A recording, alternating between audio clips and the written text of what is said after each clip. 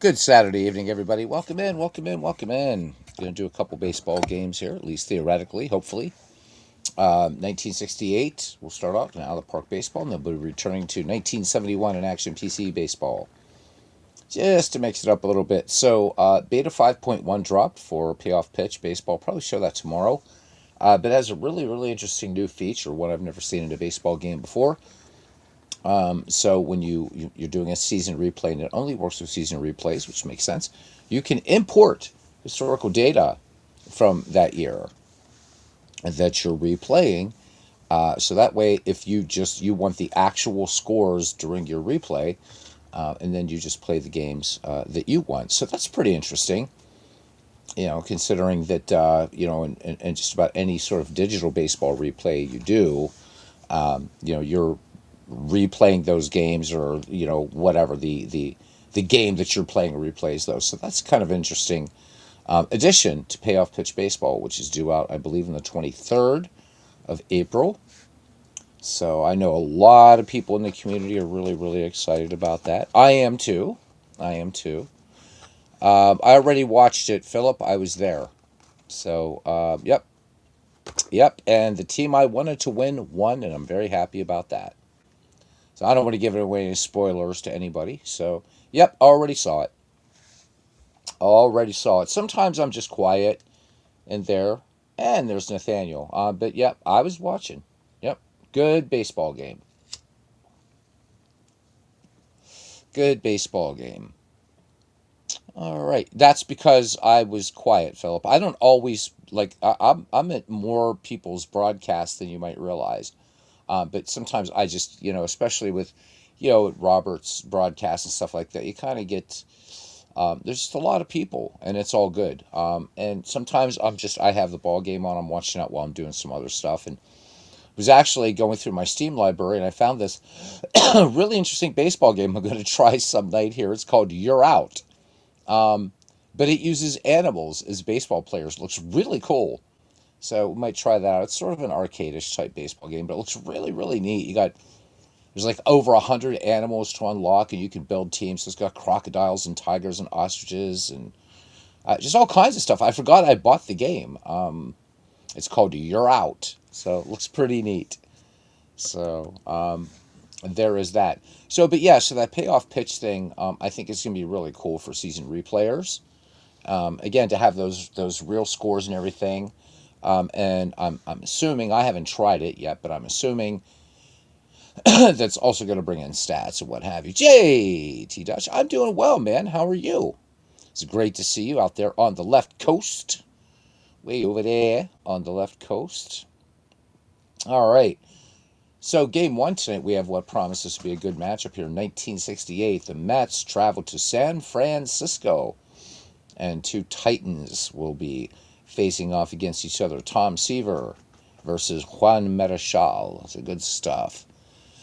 Philip says he played two History Maker Baseball Express games today, and the Phillies won both. Luzinski got his eighth home run in his second game. Awesome.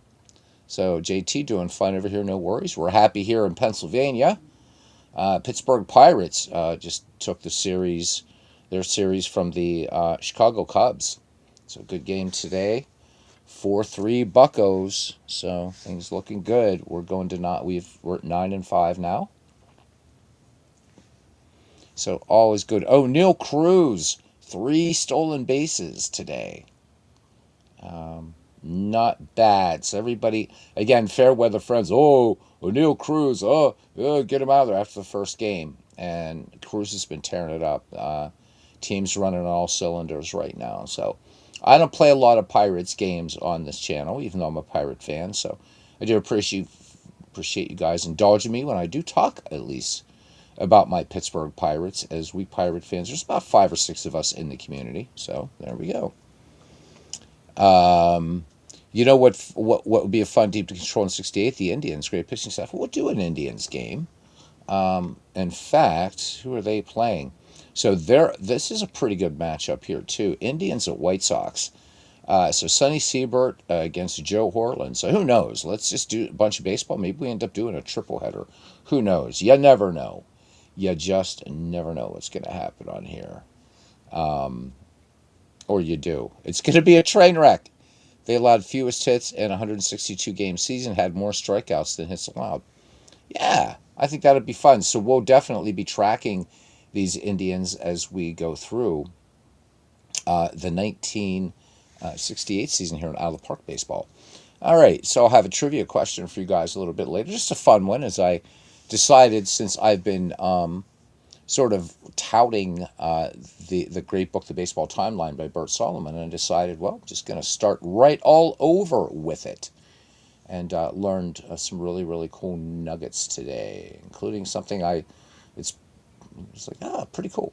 So, guys, you should pick that up. It's a great book. All right, so let's start out then with National League Baseball. Let's do this.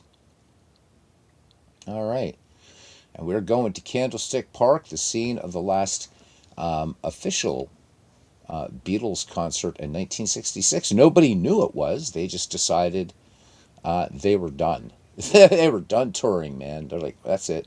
We're done. We're done, baby. All right, for the New York Mets, leading off at shortstop, Bud Harrelson batting second. At second base, Ken Boswell batting third. In center field, Tommy Agee. In the cleanup spot in right field, Ron Swoboda batting fifth. At first base, Ed Kranepool.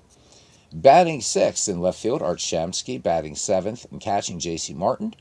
And at the hot corner and batting eighth is Ed Charles, and pitching and batting ninth, Tom Seaver. So opening day here in San Francisco. Ben Witz, how you doing, Mr. Ump? He is here. Good evening, my friend. Great to see you. It's been a little while.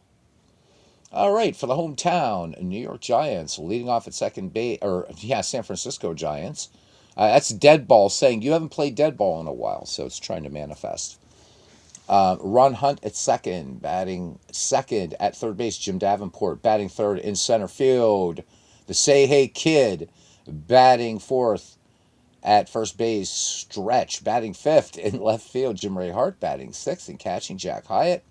Batting seventh in right field, Jesus Alou. Batting eighth, shortstop, Hal Lanier. And pitching and batting ninth, Juan Marichal. So marquee matchup, Tom Seaver and Juan Marichal. And we are on the way to the stick, where the man once said the coldest winter I ever spent was the summer I spent in San Francisco.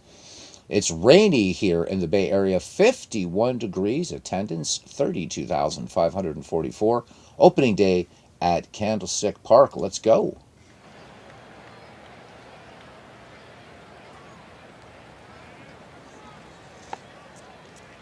And indeed it is rainy here, kind of yucky looking here at the stick.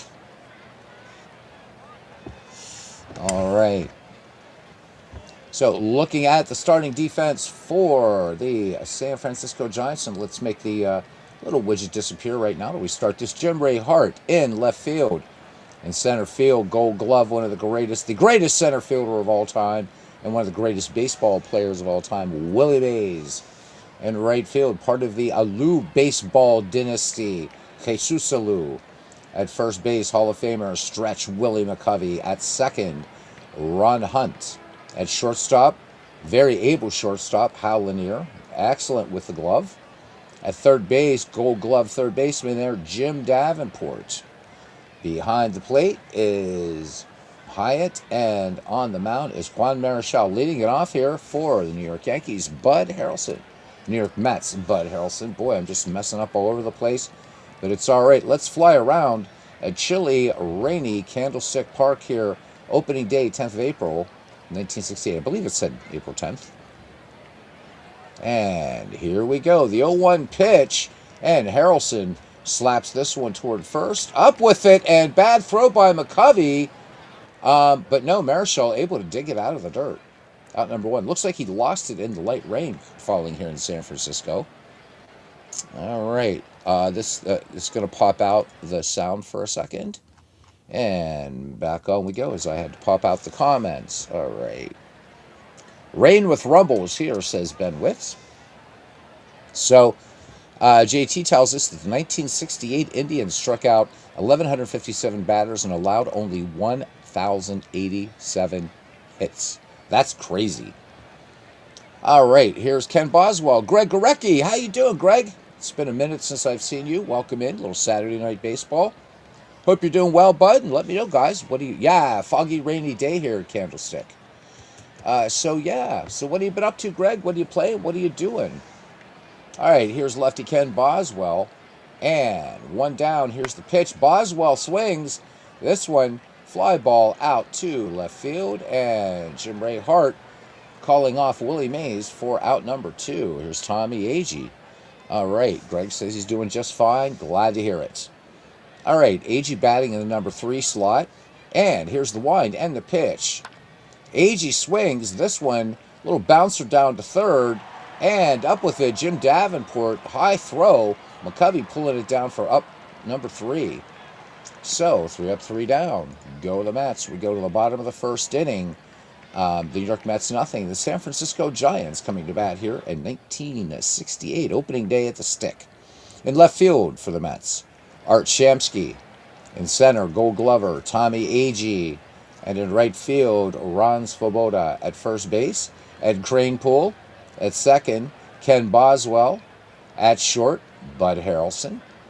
And at the hot corner, Ed Charles, wearing his Kansas City Athletics livery. All right. And J.C. Martin catching, and Tom Terrific on the mound. Leading it off here for the San Francisco Giants, Ron Hunt. Seaver peers in, has the sign, and here we go. Ron Hunt swings in the first pitch. Little number back to the mound. Seaver off the bump. Easy play for him. Fires on to Ed Kranepool for the 1-3 put out. Had a hell of a pitching staff, said Greg Gorecki. Here's Jim Davenport now. Count full on Davenport. Swung on, and this one hit hard into right center field. Ranging over to his left is Tommy Agee. So 2 superb center fielders featured today's game, along with these 2 great pitchers. All right. Greg Gorecki talking about that pitching staff: McDowell, Tiant, Siebert, and Dobson. Because JT brought it up, we may do a triple header tonight. So after this one, we'll do White Sox and Indians. So that's going to be Joe Horlin versus Sonny Siebert. All right, here's Willie Mays, and the 1-2 pitch. And Mays swings, base hit into right field. So bottom of the first, and first hit of the season for the San Francisco Giants brings up the ever-dangerous Willie McCovey. So Willie McCovey, in 1967, had 31 home runs, 91 ribbies, and a 276 average. Mays, good speed at first. Seaver peers in, has the sign. And here's the pitch. And McCovey sends this room service to second base. Boswell up and over to Kranepool. No runs, 1 hit, no errors, and a runner left on. Top of the second here, opening day in San Francisco, 1968. No score. So there's another one JT Dutch was saying. The 2003 Dodgers struck out 1,289 batters and allowed 1,254 hits. And that Cleveland rotation, Sam McDowell, says JT Dutch, Louis Tiant, Sonny Siebert, Stan Williams, and Steve Hargan. All right, no Googling. Here's your pretty easy trivia question. What is the oldest nickname in baseball? The oldest nickname in professional baseball. So, there you go. Easy one. All right, Ron Swoboda leading things off here. Ed Kranepool and Art Shamsky do up 4, 5, and 6 for the Mets here in the top of the second inning. Juan Marichal winds and fires. The 1-1 pitch. Swoboda swings, and this one out to center field. And charging in on that and making a grab there is Willie Mays. Willie Mays making a tough catch look easy. No, the oldest team nickname. The oldest team nickname in professional baseball. So nickname of a team. So like, Pirates, Cubs. Yeah. What is the oldest one? That's still in use today. All right. Here is Ed Kranepool now. And the 0-1 delivery to Crane Pull. And Crane Pull up the middle, base hit. And early April boos go up around Candlestick Park now as Art Shamsky steps in. Shamsky batting fifth in the lineup. Crane Pull at first. Marischal deals the 1-1 pitch. Shamsky swings. High fly ball out to, pop fly to third. And Jim Davenport will make the grab. So Greg Gorecki, nope. It is. You had to ask Bernie Strom. No, it's not Red Stockings. It is not. So the name itself is still the official name of a baseball club, and it is the oldest in baseball, and it is not the Red Stockings. I thought that too, but it is not. In fact, this name is actually 9 years older. Greg Gorecki gets it. It is indeed the Athletics. 1860, Philadelphia adopted the name Athletics, and that is the oldest professional baseball nickname. Major League Baseball professional nickname. It wasn't Major League Baseball yet in 1860, but that's the one. Greg Gorecki does it.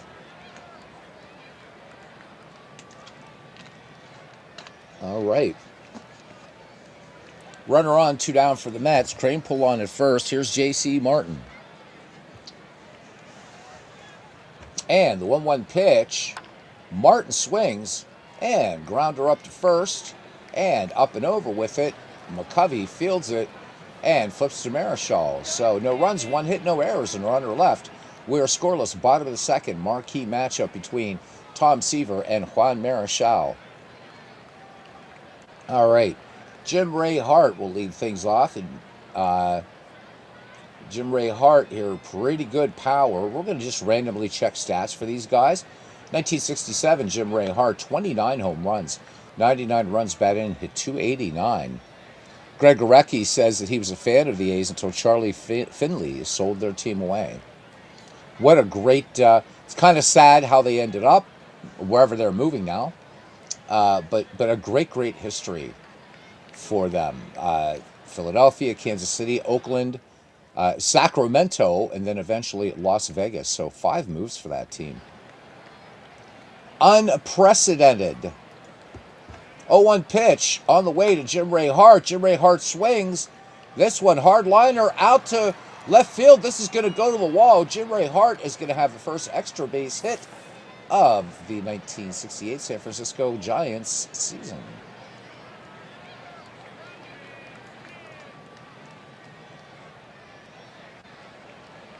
And here comes Jack Hyatt now.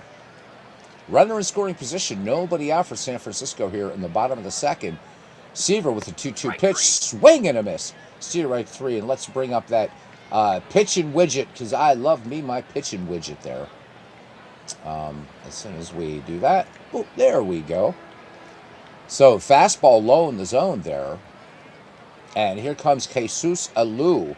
Great contact. No power. So how little power did he have, you might ask? 5 home runs in 1967, but a 292 average, 30 runs batted in for him. All right, Jim Ray Hart out there at second, into his lead. Seaver checks the runner and comes home with an 0-1 pitch. Alou slaps this toward third, and this one is going to be an error on Ed Charles. Score at E5. 2-1 now for the Giants, 1 away for Hal Lanier. 0-1 pitch, and this one is going to get all the way to the backstop. J.C. Martin can't handle it, and they're going to call that a pass ball. 2 in scoring position now for San Francisco. Lanier back in the box in the 2-1 pitch. Lanier swings up the middle, base hit, and San Francisco scores first. And Lanier is going to have himself a 2 RBI single. And on the play, Lanier will move into scoring position. The biggest turnaround in baseball history is Billy Martin with the 80-81 A's. Yeah, Billy Martin, as Dwayne Martz, who's a huge Billy Martin fan, tells us that every club Billy Martin took over turned around. So porous defense all of a sudden, says Ben Witt. Indeed. But 161 to go in early innings here. 2-0 Giants as Juan Marichal in the box. 1-0 pitch. Marichal swings and line drive, base hit into left. And Marichal, on a rainy day in San Francisco, is going to have himself an RBI single. As that throw comes in up the line at third. So Marichal went up and got a changeup high in the zone. 3-0 San Francisco here in the bottom of the second. One away, and I really want to thank JT Dutch for holding his nose here and in attendance at a Giants game. Good God. JT says Martin was incredible in the short term, but he had a shelf life, and you couldn't hold on to him for more than a couple years before he would implode. Good old Billy Martin. He's a good Italian boy. It's what you got to expect. All right, back at the top of the order here for Ron Hunt, who is 0-for-1. Swings on an 0-1 pitch, 4-6-3, inning-ending double play. But the damage has been done. 3 runs, 3 hits, 1 error, and nobody left on. We go to the top of the third inning. The Giants lead the Mets 3-0 here. Ed Charles, Tom Seaver, Bud Harrelson due up for the New York Metropolitans. All right, Marichal helping his own cause here. 4 hits for the Giants on 3 runs thus far. All right, Ed Charles in the box now. Charles, good contact, excellent power. Let's look at his stats for 1967. 31 home runs, a .238 average. All right, and the 0-1 pitch on the way, and Charles swings. This one, sharp grounder to third. Great play over there by Jim Davenport. Fires a strike to stretch for the 5-3 putout. All right, here's Tom Terrific. So Seaver would like to get himself a base hit at least. 1-1 pitch from Marichal. Seaver swings, and this one rocked to right toward the foul line. Jesus Alou will grab it. Big loud out there by Tom Seaver. 2 down, bases empty, top of the third. Back at the top of the order for Bud Harrelson, 0-for-1. Count even at 2-2. Cut on and missed. So fastball by Marichal, and the New York Mets once again go quietly. We head to the home half of the third inning here. 3-0, San Francisco. All right, Davenport, Mays, McCovey due up for the Giants. Jim Davenport, 0-for-1 on the day. Here's the pitch. First pitch swinging, and routine fourth. No, not so routine 4-3 put out. Oh, my goodness gracious. So the ball short hops Boswell and then score that in E4 on the throw. And the porous defense, as Ben Witz notes, continues for the New York Mets. Second error of the game for the Mets. Davenport on at first, and Willie Mays 1-for-1. Count full on Mays. Mays, this ball, curveball, missing outside for ball 4. So 2 Giants on, nobody out. Tom Seaver not liking the rain very much here, nor the New York Mets defense. All right, here is Willie McCovey. He is 0-for-1, even at 2-2. And this one, high fly ball, skied to center field. And Tommy Agee on his horse to his right makes the grab. 1 down, 2 on. Jim Ray Hart is 1-for-1. And we are getting a heavier rain now here in San Francisco. And, all right, we are back. Jim Ray Hart doubled last time. And this one, a little infield strange bloop rolling up in the air thing, and just like that, the San Francisco Giants have loaded him up for Jack Hyatt. That was just a strange little play. It looks like it hopped off the mound a little bit. All right, Jack Hyatt in there now. 2-2, bases loaded from the stretch. Hyatt sends this one high in the air to right. This should be deep enough to score. Nope. Svoboda makes the catch. They're going to hold Davenport. Svoboda with a really strong arm out there. Giants with a 3-0 lead. Not going to take any chances. Yep, then died on the wet grass. All right, here's Jesus Alou. He is 0-for-1. 2 down. Count 3 balls, 2 strikes. Alou swings. This should end the inning. Grounder to second. That is if the New York defense can do it. There you go, Boswell to Crane pull. So the Giants leave them sold out. We go to the top of the fourth inning. San Francisco 3, New York nothing. Boswell, Agee, Swoboda due up for the Mets. Juan Marichal with a strikeout in this game. Count full. Here's the pitch to Boswell. Swung on by Boswell, seeing eye single up the middle. Rain continuing to fall here in San Francisco as Tommy Agee settles into the box. Second hit for the New York Mets in this game. Agee, nothing for one. 0-2 pitch. Agee swings and clobbers this one. Is it deep enough? It is gone.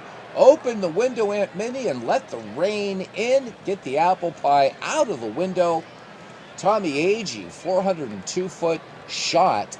And the Mets now within one. It is 3-2. 3-2. And what's the old saying? I don't know. Pick your own old saying.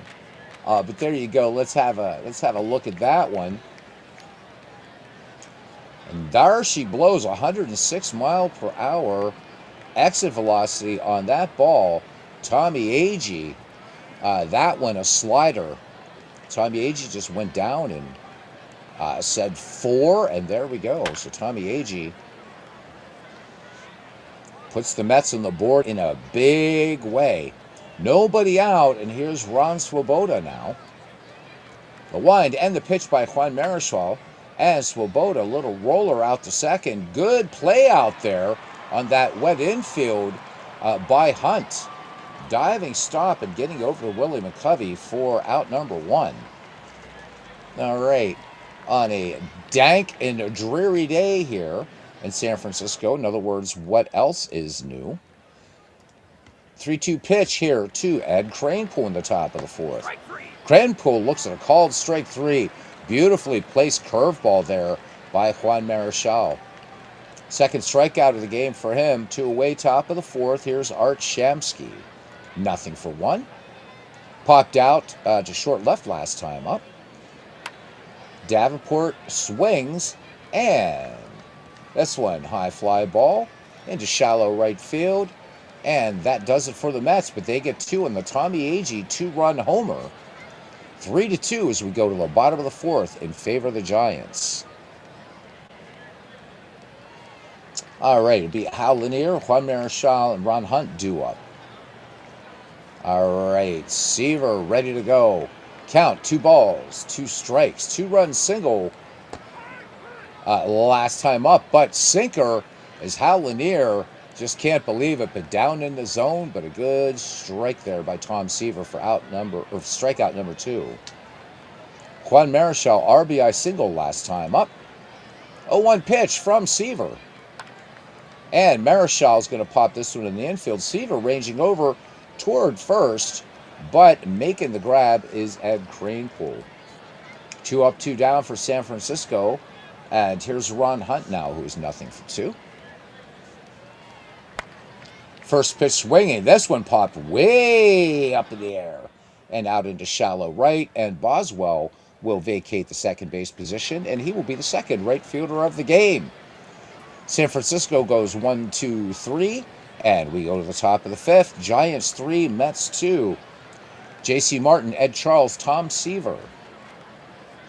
All right, Juan Marichal ready to go to work now. Jack Hyatt sets the target, and the 1-2 pitch to Martin.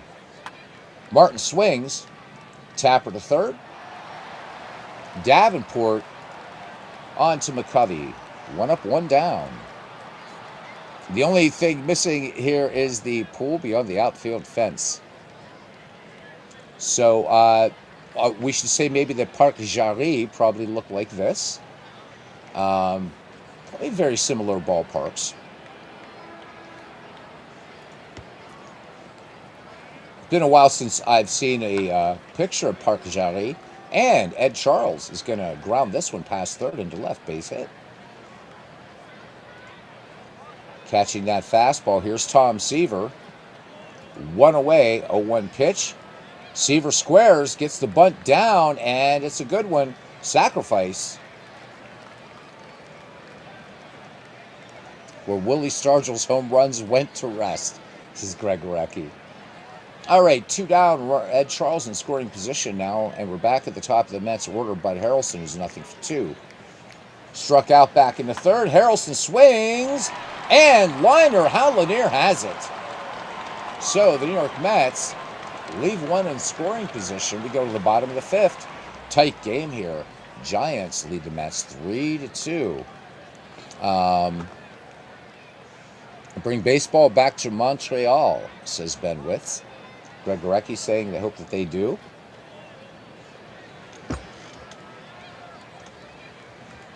Hopefully, I think it would be cool. Hopefully, baseball will be supported. I mean, Canada is too big of a country to just have one baseball team. So, yeah, we'll see. Why not? Montreal had some great clubs get screwed in 2 strike-infected seasons, 1981 and then especially 1994. All right. Jim Davenport, Willie Mays, and Willie McCovey, 2, 3, 4, due up for the Giants here in the bottom fifth. Or as the Pittsburgher would say, Giants. Yeah, Montreal does need to build a real baseball park. Stade Olympique isn't going to get it done. Nope, Stade Olympique wasn't getting it done then either. Yep, 1994 was their best chance at a World Series, and damn. But how many good players came out of Montreal? They just pumped so many great, just had so many great players throughout the history of the Montreal Expos. By far, my favorite expansion team, I like to call it an expansion team, Montreal Expos. Just superb. Only next time, he's not going to be the opener like he was in 1969, says Greg Gorecki. And for the Blue Jays in the snowstorm in 1977. Christopher Slovak, welcome aboard. He says the Expos 94 roster might have been the best ever. Yeah, such a superb team. We should create and play that World Series, but we got to have a play-in series, or we just pick, I don't know, whoever had the best record, whatever. But yeah, those Expos, excellent. Ton of great players, Greg, yep. And their 1980s teal blue road uniforms were the best ever. JT says in 94, the Yankees and Red Sox were, in his view, as good as the Expos. We did have a play-in setup with those two teams, and then I realized I had some settings wrong, so we would have to start that over, and then, if so, have them face the 1994 Expos, whoever wins that one. I think we would just do like just a one game, one and done between the Yankees and the Sox, and see who would be worthy to meet the mighty Montreal Expos. Yeah, because there's no better place to build a baseball stadium than within a Canadian Football League field.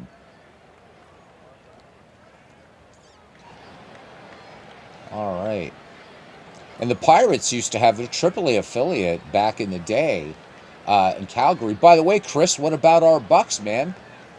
So we took this series in Chicago, regardless of what happens tomorrow. O'Neal Cruz on fire today, man. First Pirate since 1901 to steal 3 bases in Chicago.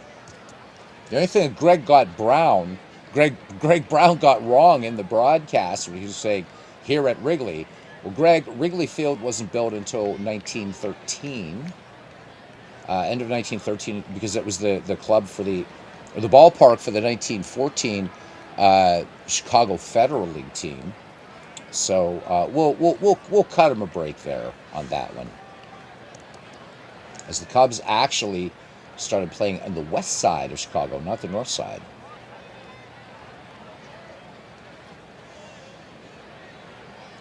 Brewers are abysmal all of a sudden, losing 2 in a row now to the hapless Nats. And as a Bucco fan, I'm very happy to hear that. All right, Seaver to deal to Davenport to count 2-2. Here we go. Davenport swings, base hit up the middle.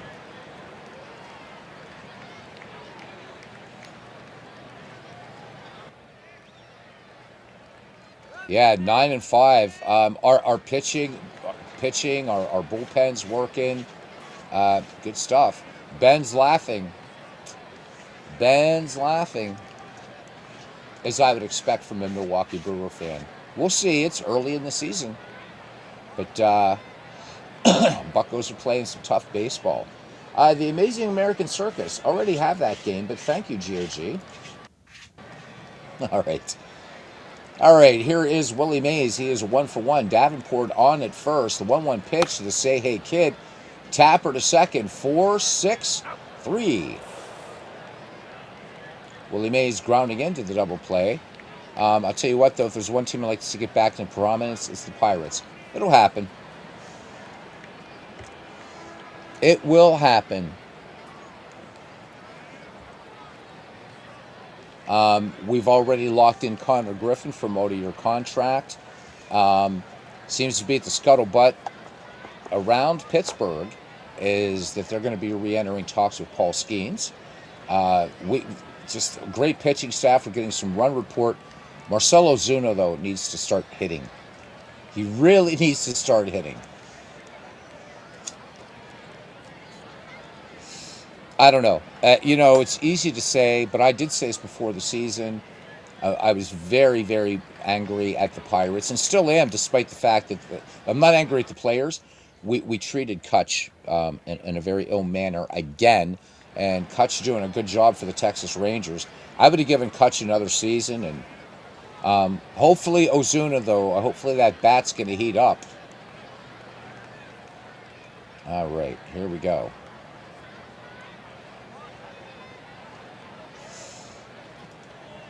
Two-one pitch on the way to Willie McCovey, and McCovey smacks this one hard into right field. So 2-out base hit for a stretch.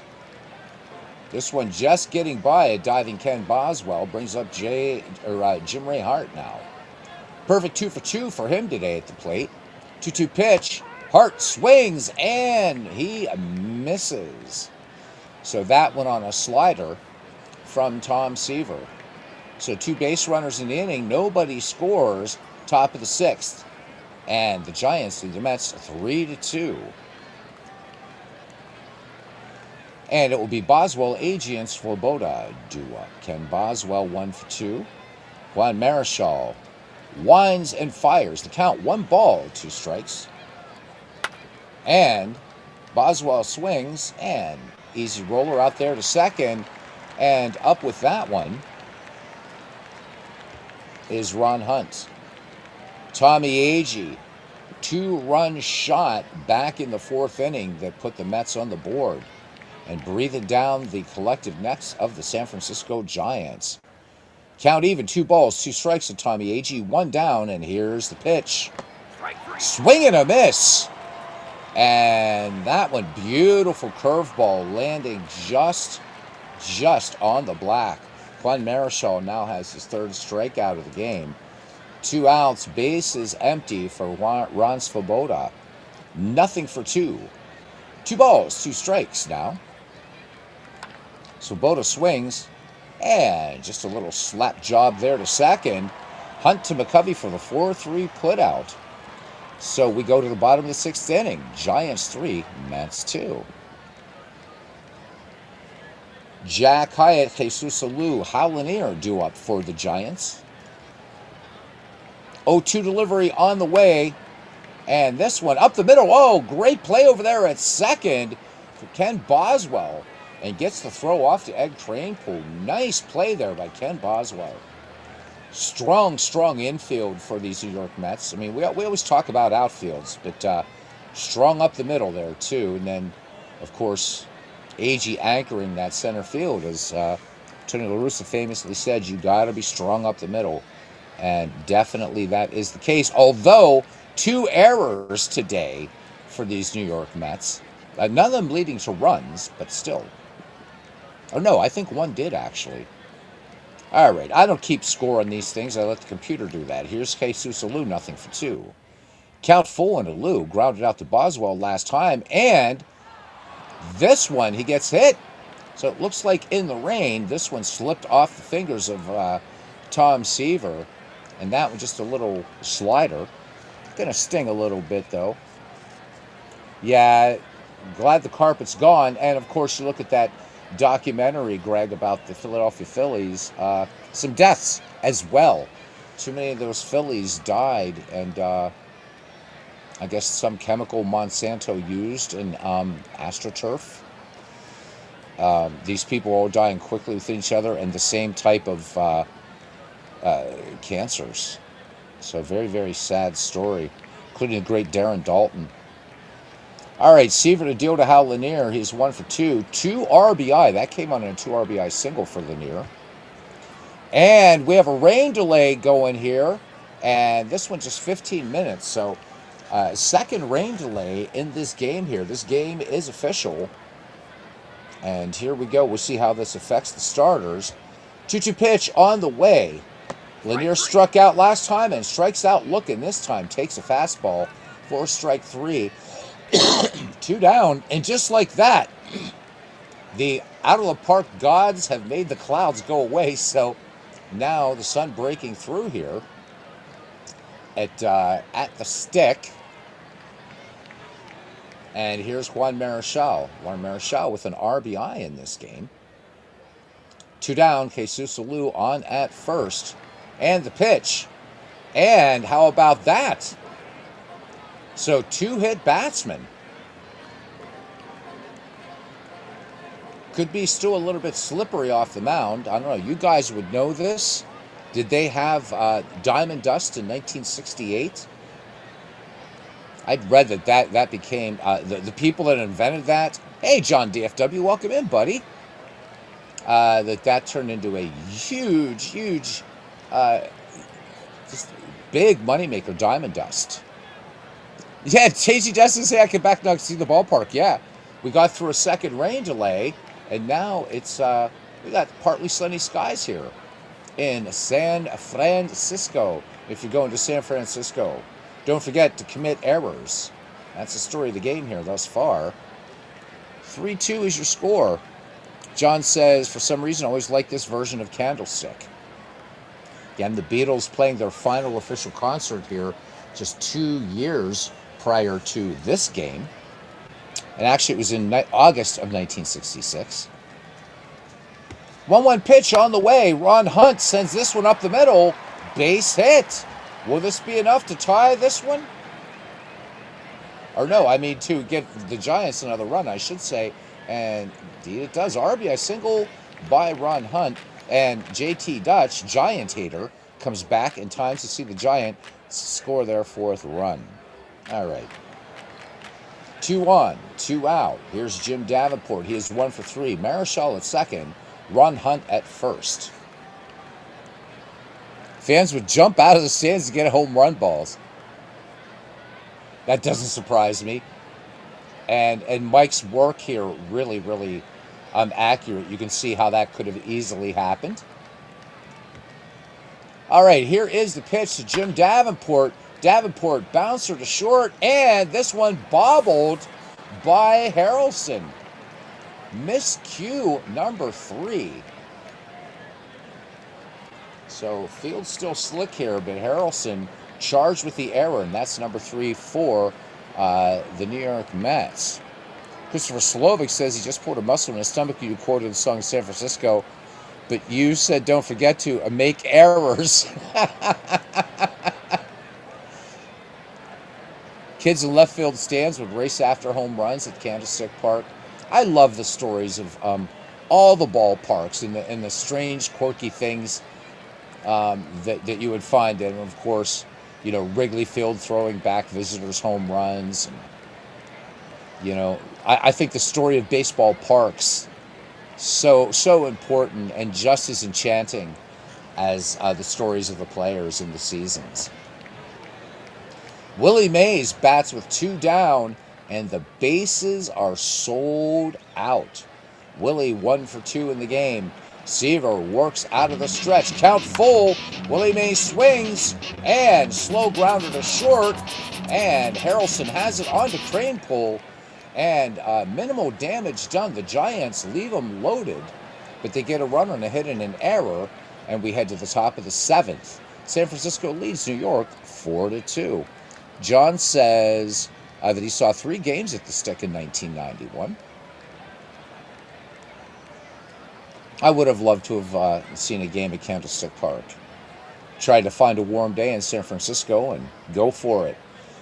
What I remember about Candlestick Park, or hearing about Candlestick Park, is how crazy the wind would swirl around in the Stick. And I remember watching some Pirates games, and I remember they were playing the Giants, and it was crazy, man. It was just everything swirling everywhere, just violent, crazy winds there. All right, Cranepool, Shamsky, and Martin due up here in the top of the 7 for the visiting New York Mets. 1-0 pitch to Ed Cranepool, and Cranepool, a little flare into left, and they don't appreciate that here in San Francisco. Tying run will now come to the plate in the personage of Art Shamsky. John says that he saw countless games at AT&T Park after he moved to Northern California in 2004. Mick, it's been 3,000 years since we've seen you. Hope you're doing well, man. Yeah, JT says it wasn't a bad place. Weather was brutal. Night games were windy, cold, and miserable. Mick says wind analysis done years after Candlestick built indicated if they had built the stadium further north, about 100 feet, that it would have negated the crazy wind effects by half. Wow. That's crazy. JT says it was like the place was cursed or haunted. In the daytime, the weather would be beautiful, but at night it would be just awful. This was a late afternoon game I remember watching, and it was just nuts. It's just, but it started out, the weather started out really nicely, and then all of a sudden, it was just boom. Like, this is crazy, man. All right, so Shamsky represents the potential tying run. He's 0 for 2. Juan Marichal, right now, still looking pretty strong. 0-2 pitch on the way to Shamsky. Flew out to right last time. Big swing and a miss on a fastball. Marichal bringing the cheddar. 1 down. Here's J.C. Martin. 0 for 2. Cranepool, no speed at first. Count even, 2-2. Swung on this one. High fly ball to left field. And ranging in on it is Jim Ray Hart, and he will pull it in for out number 2. Here's Ed Charles. John DFW asking, wasn't a pitcher blown off the mound in an All-Star game? Good question. I'd heard that story. I don't know if... We're going to get our color men here to get on that one right away. Here's Ed Charles is 1 for 2. All right, the Mets with a chance to tie it up here. And Ed Charles has some serious power. 1 for 2 on the day. And Charles, little number in the first pitch. And not going to get it done this time. Marichal fires on to Willie McCovey on the 1-3 putout. A runner left on. 7th inning stretch time here at Candlestick Park. As we will hear the strains of a song the Beatles never played live, Eleanor Rigby, as I take a slug of water. So, yeah, it was Stu Miller in the All-Star game in 1961. Wow. Hey, Ron, welcome in. He said just finished listening to broadcast from earlier today. Well, it wasn't a broadcast. It was, I forget what I talked about. Oh, comments about comments. It was. Always good to see you, brother Ron Jobst. All right. Greg says that may explain why they built BMO Field in Toronto about 150 yards from the old exhibition stadium, because night games were brutal there as well, just off Lake Ontario. All right, we are here in the bottom of the 7th inning. San Francisco opening day 1968. It's the Giants 4 and the Mets 2. And we got McCovey, Hart, and Hyatt due up for the Giants. Tom Seaver, 4 strikeouts and a walk thus far through 6 innings worked. And the 1-0 pitch to Willie McCovey. Stretch swings and rips a rope out to left. Back on the track and making the grab is Art Shamsky. So a hanging curveball there by Tom Seaver, but McCovey not able to get enough of the of the Ash on the Horsehide. And here's Jim Ray Hart. Hart 2 for 3. Pretty powerful San Francisco lineup here. And here is the pitch. Hart, first pitch swinging. Hard ground ball. Bouncer to third, actually. Ed Charles has it for the 5-3 put out. 2 up, 2 down, and here's Jack Hyatt. Nothing for 3. 2-1 delivery. Cut on by Hyatt, and this one popped up first base side. And making the grab is Ed Kranepool. So the San Francisco Giants go good morning, good afternoon, good night. We head to the top of the 8th inning. The New York Giants, yeah, again, dead ball saying, why aren't you playing dead ball?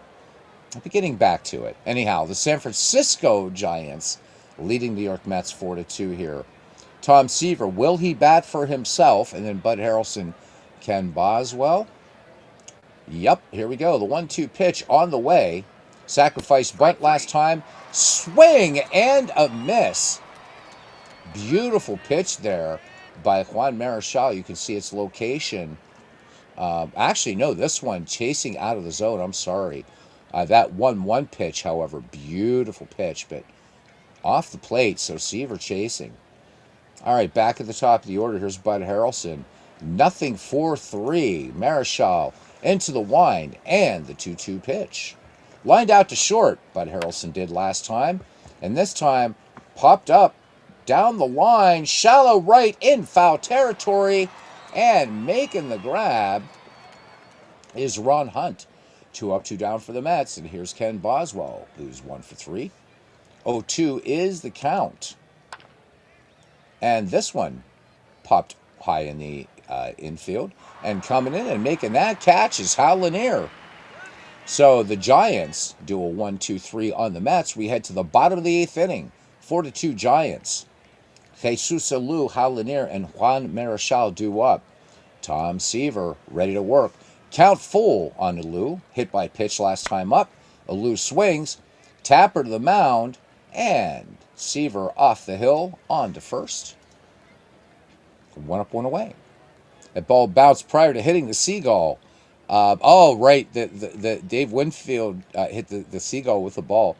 Greg Gorecki says that ball bounced prior to hitting the Seagull, and the bird was sick already, or at least it appeared that way. Seagulls. So many seagulls. All right. And who do we got in here? We got Sports Time Machine. He says, hello, familia. Mike, are you doing something later tonight, or what are you doing, buddy? It's good to see you. All right. So Philip says RJL's going to be upset with somebody. Oh, well, there we go. All right, here's Hal Lanier. He's 1 for 3. Tom Seaver, 2 deal. 1-2 pitch to Lanier. And look at this one. Nobody going to get it out of the infield, it looks like. This one, high, pop fly, and Bud Harrelson has it to retire Hal Lanier. 2 down. Here's Juan Marichal. 1-1 pitch. Marichal swings, and he gets it.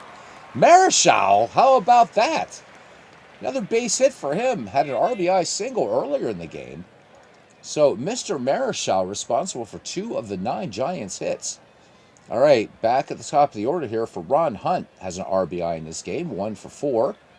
Seaver deals. Here's the 1-1 pitch. Hunt swings. Ground ball up the middle. Base hit. Where the hell is Juan Marichal going? What's he doing? He's out of there. Oh, my God. Anyhow, 2 base runners in the inning. San Francisco fails to capitalize. We go to the top of the 9th inning. The New York Mets have a heart of the order coming up. The 3-4-5, Tommy Agee, Ron Swoboda, and Ed Kranepool. All right, here's Tommy Agee now. Tommy with that 2-run shot responsible for the 2 runs that the Mets have on the board back in the 4th. Chin scratcher there, absolutely, Ben. I'm not sure. I think Juan Marichal has had 2 base hits, including an RBI. I'm going to pretend that I'm Willie Mays and can rip around the bases. And the best laid plans of mice and men, as the Bard informed us. All right, here we go. 2-0 delivery to Tommy Agee. Agee swings. And this one, just a little kind of bloop out there toward first.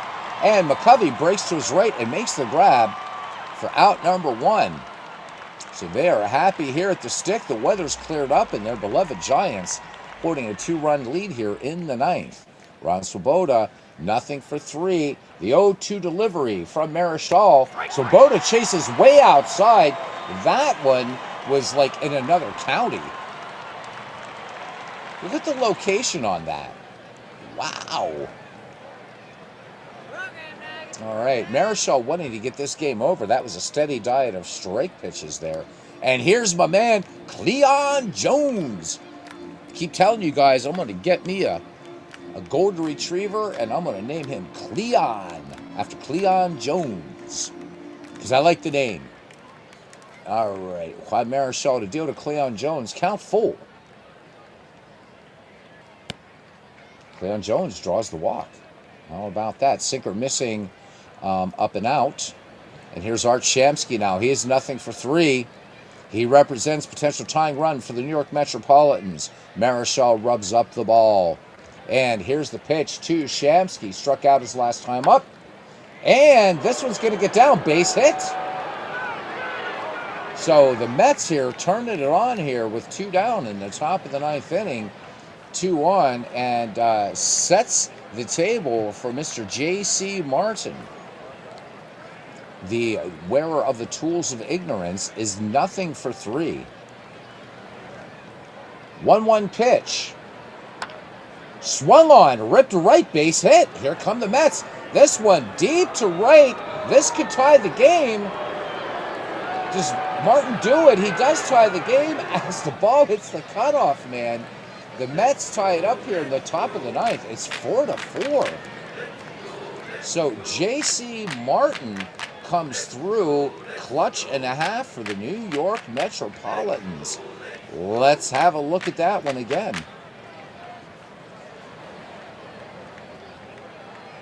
And this one, curveball up in the zone. Just hung there like a big old grapefruit.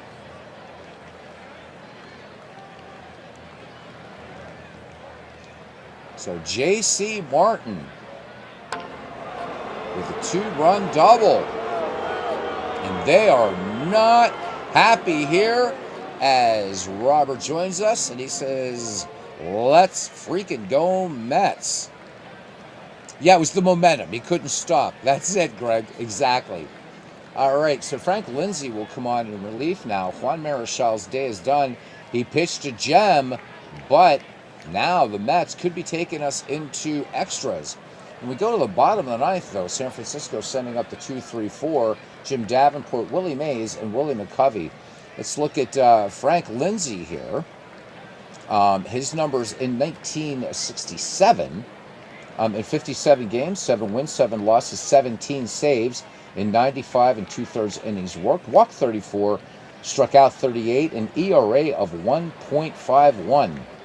His job is to get that 3rd out. So Marichal was on cruise control, getting Mets to pop up all over the infield, and then J.C. Martin puts the cap on a multi-hit inning here for the Metropolitans. All right, Lindsay is finished with his warm-up pitches.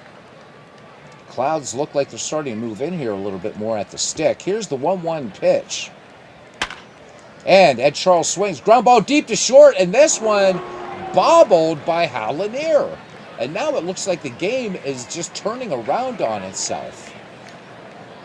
So, yep, play-by-play here saying that the official score is ruling it an error, though the rain may have contributed to it. Nonetheless, runners at the corner. So the Mets with 3 errors in this game. And the Giants with their first. Here we go. I guess, Mike, I don't use that term, although I am a magician, but I'm sure he probably doesn't want to see some bottom of... I'm sure, yeah, you're sure he does. I'm sure he does, right? Yeah, I know he's rooting for those Giants. All right, Jerry Grody will come in to pitch hits, so Seaver's day is also done.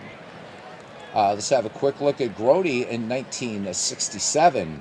4 home runs, 23 runs batted in, and a 195 average for Grody. Ed Charles at first, J.C. Martin at third. Lindsey out of the stretch, and the 1-0 delivery. Grody swings. Slow roller to short, and up with that one is Hal Lanier. And we go to the bottom of the ninth inning. The Mets tie it up. It's 4-4 here. All right, Ron Taylor will come on now, and he will be the hurler for the Mets. Taylor in 1967 went 4-6, 8 saves, 73 innings worked. 73 innings worked, 23 walks, 46 strikeouts, and an earned run average of 2.34. All right, Dave Marshall pinch hitting now. Marshall, the lefty, in 1967 appeared in one game.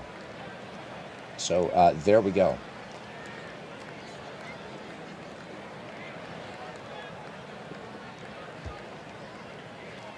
Dr. Ron, says Greg Gorecki. 1-1 pitch on the way to lefty Dave Marshall. Swung on by Marshall. Easy grounder to short. Slick infield in here today. Harrelson has it for out number 1. Willie Mays, 1 for 3. The count, 1 ball, 1 strike to Willie. Grounded out his last time up. Mays swings, hard ground ball. Two-hopper to third, fielded cleanly there by Ed Charles, fires the strike onto J.C. Martin, who's now playing first. So Grody staying in to catch for the New York Mets. It's down to stretch. Willie McCovey in the box. Definitely a fearsome hitter. 31 home runs in the previous year, 91 ribbies, 276 average. Bases vacant for the New York Giants. The 0-2 pitch on the way to Willie McCovey. The big lefty swings and line drive up the middle. Base hit. McCovey caught that sinker up in the zone. And we have another pinch hitter now for San Francisco, and it's Dick Dietz. Potential winning run on at first. And let's look at Dietz's number, 1967. 120 at bats, 4 homers, 19 runs batted in, and a 225 average for Dick Dietz. All right, Ron Taylor checks McCovey at first. 2 down, bottom of the ninth, 4-4 your score here. Opening day, San Francisco, 1968.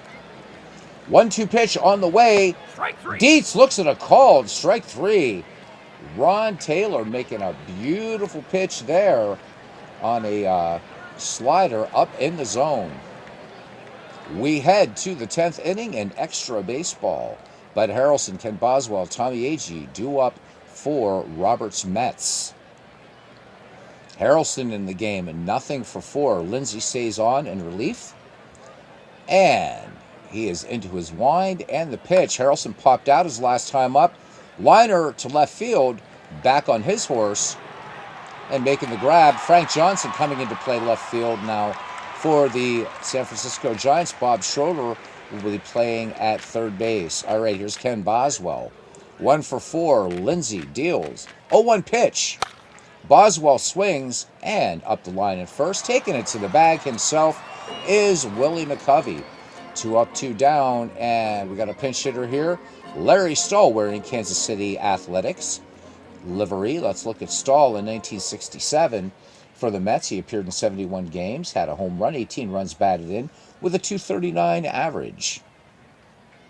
All right, Lindsey peers in, and Lindsey has the sign from Hyatt. 1-0 delivery. And the lefty swings. This one bouncer back to the mound. And up with that one, Lindsey to McCovey for out number 3. The Mets go quietly. We head to the bottom of the 10th inning, and it will be Hyatt, Jesus Alou, and Hal Lanier due up for San Francisco. All's fair in love and baseball, says RJL Network. So you guys, no spoilers, but Robert had an absolute banger of a game tonight on his channel.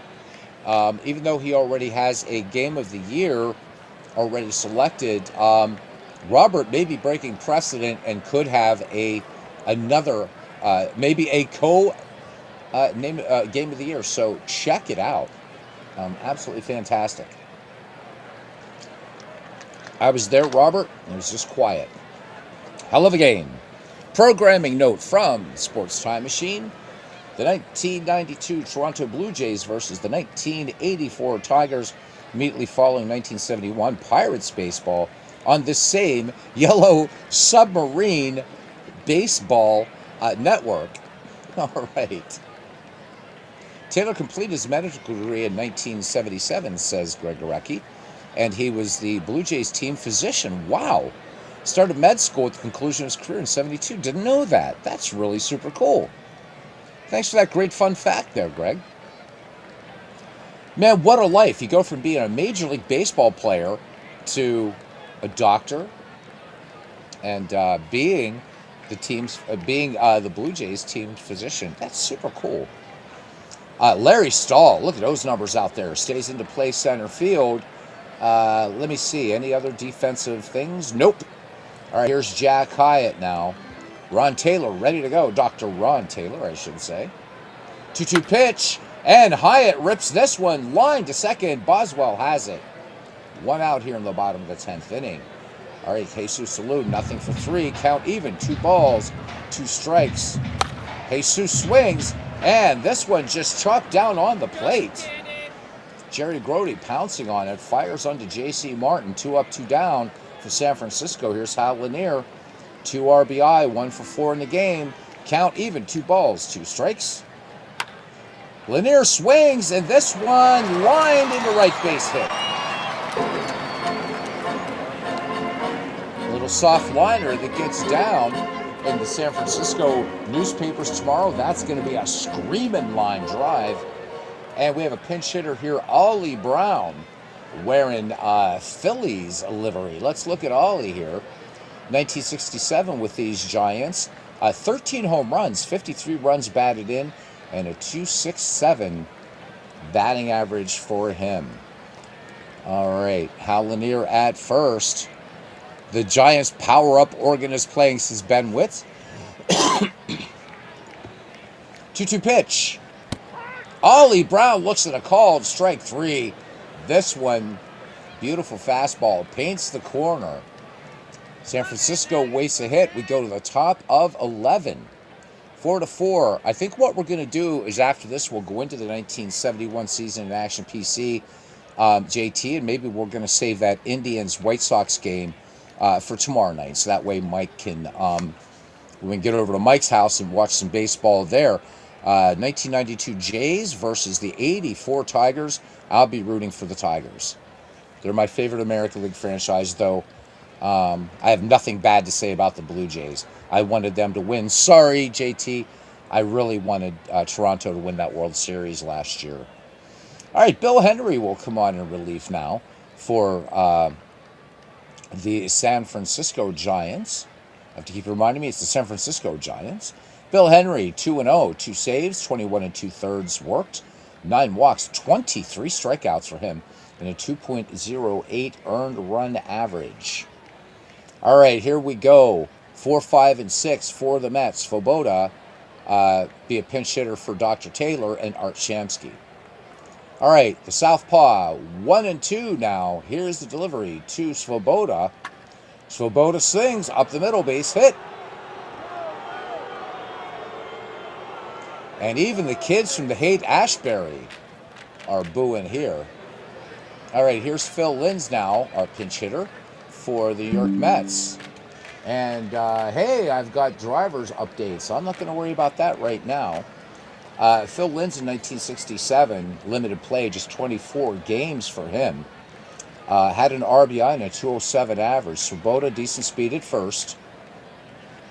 Nobody out, runner on, 1-0 delivery. Linz swings, and this one going a long way out to right, but down into the glove of Lewin. Tagging it first is Ron Svoboda. Mets getting aggressive here in the top of the 11th. You got nothing to lose now. Well, a ball game perhaps, but good heads-up play there by Svoboda, tracking that ball out there. But Alou, a pretty good arm, so close play there at second. But yeah, kudos there to Ron Swoboda. Here's Archamsky now. 1 for 4. The pitch. And they're going to intentionally walk Archamsky. 2 on, 1 down. Giants trying to turn 2. Here's J.C. Martin. 2 RBI in this game. The 2-0 pitch. There goes the runner. Throw down. And how about that? How about that? Ron Swoboda will make it to third, but 2 down on the caught stealing. J.C. Martin back in. One more Saturday night in San Francisco. And D. Scott Howard, my man, he says he'll be at the Fillmore West. So, JT, understanding. Thank you for that. Greg likes the Dodgers as well. He says, love defeating the Yankees, though, even though I thought we would. Ben says that's only about the time he'll go for the Dodgers when they're playing the Yankees. All right. So, the weight of the world here on Bill Henry. Ron Swoboda just 90 feet away with a potential New York Met go-ahead run here in the top of the 11th inning. Larry Furr, welcome in, my brother. You are here on, and I know I should be at Vespers right now.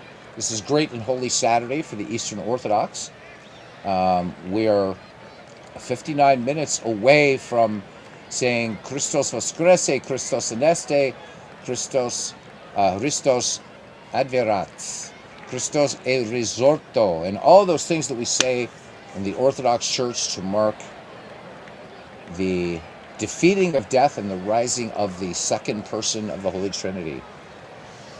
All right, here we go. 2-1 pitch on the way from the stretch. J.C. Martin is going to harmless bouncer out there to second. And Ron Hunt makes the big play there. We head to the bottom of the 11th inning. We are knotted at 4. Danny Frisella will now take the horsehide here for the New York Mets. Let's look at Frisella's number here. In 1967, he went 1-6, pitched 74 innings, walked 33, struck out 51, an ERA of 3.41 as my brother in Christ, my Catholic brother Larry, says amen. I think the Dodgers are probably the new evil empire, says JT Dutch, after so many decades of the Yankees holding that title. All right, Frisella's finished his warm-up pitches.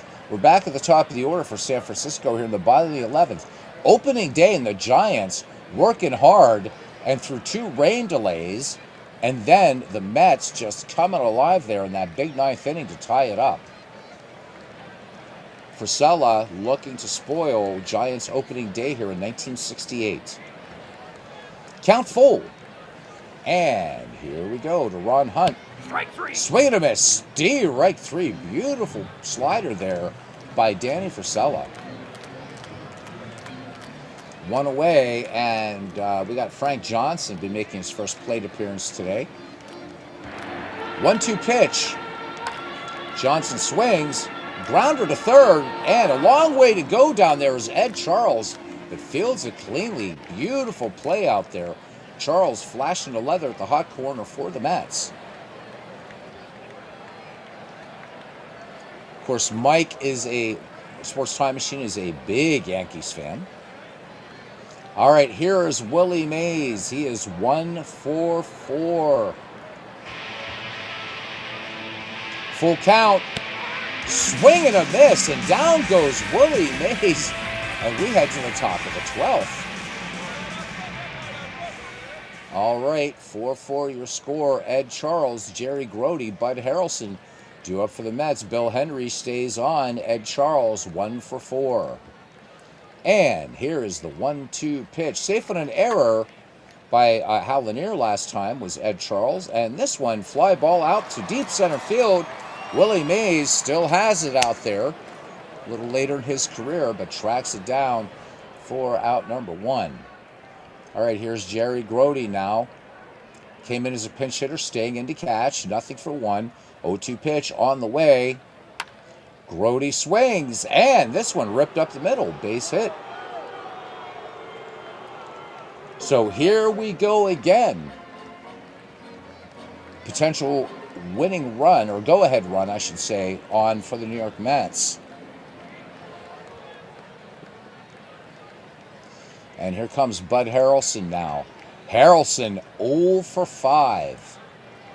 All right, Bill Henry shaking off Jack Hyatt, has one he likes. Here's the 1-0 pitch. There goes runner, and little bunt, little dead ball tactics. And at first, how about that?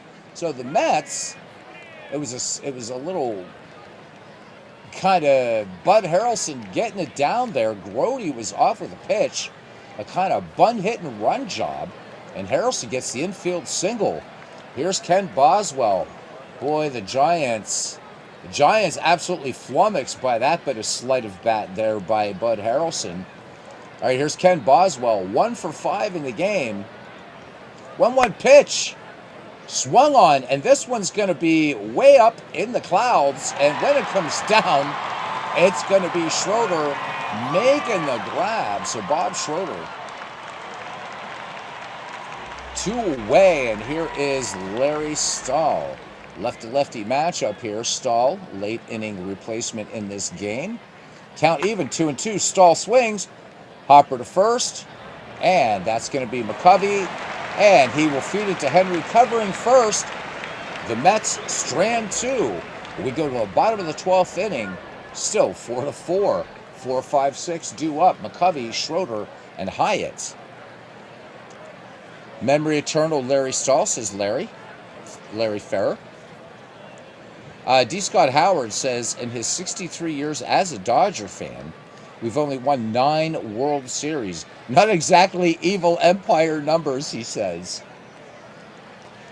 So 2 Dodger fans in the chat tonight.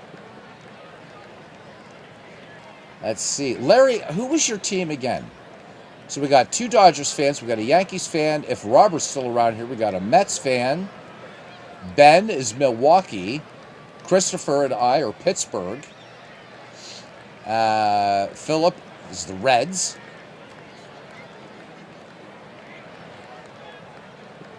Ron Jopes, I don't know who your team is. Mick, who's your team?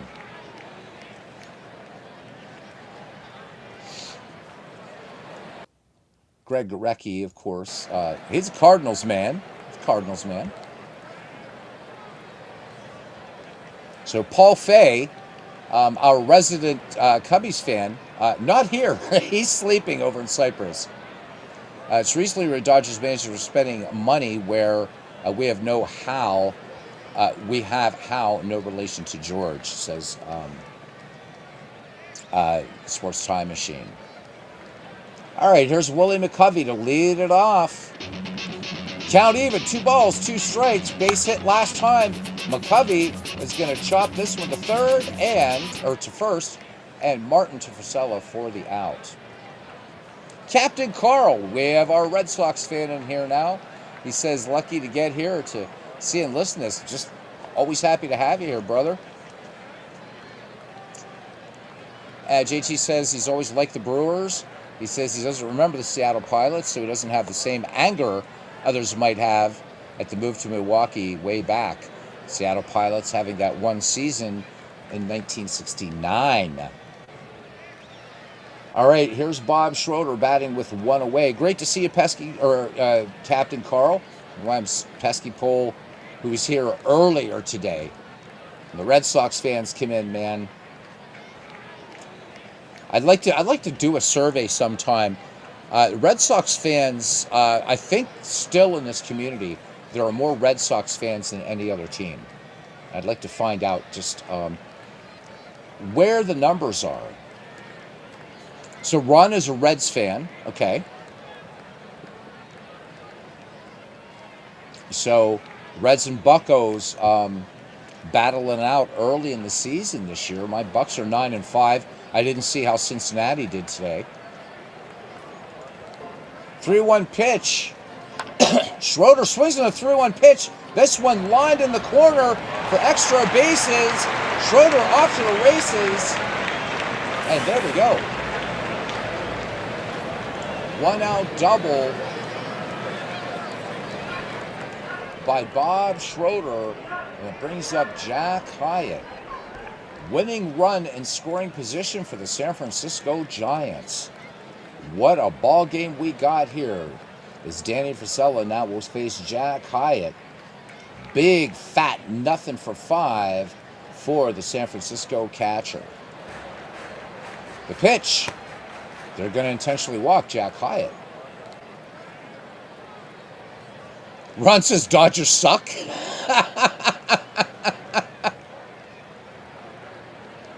Actually, remember when it was a rivalry in the NL West days. Yeah, you guys did have that. And then, of course, the Dodgers, Giants, Pirates, and Reds were, except for 1973 for my Buccos, always in the mix in 1970s baseball.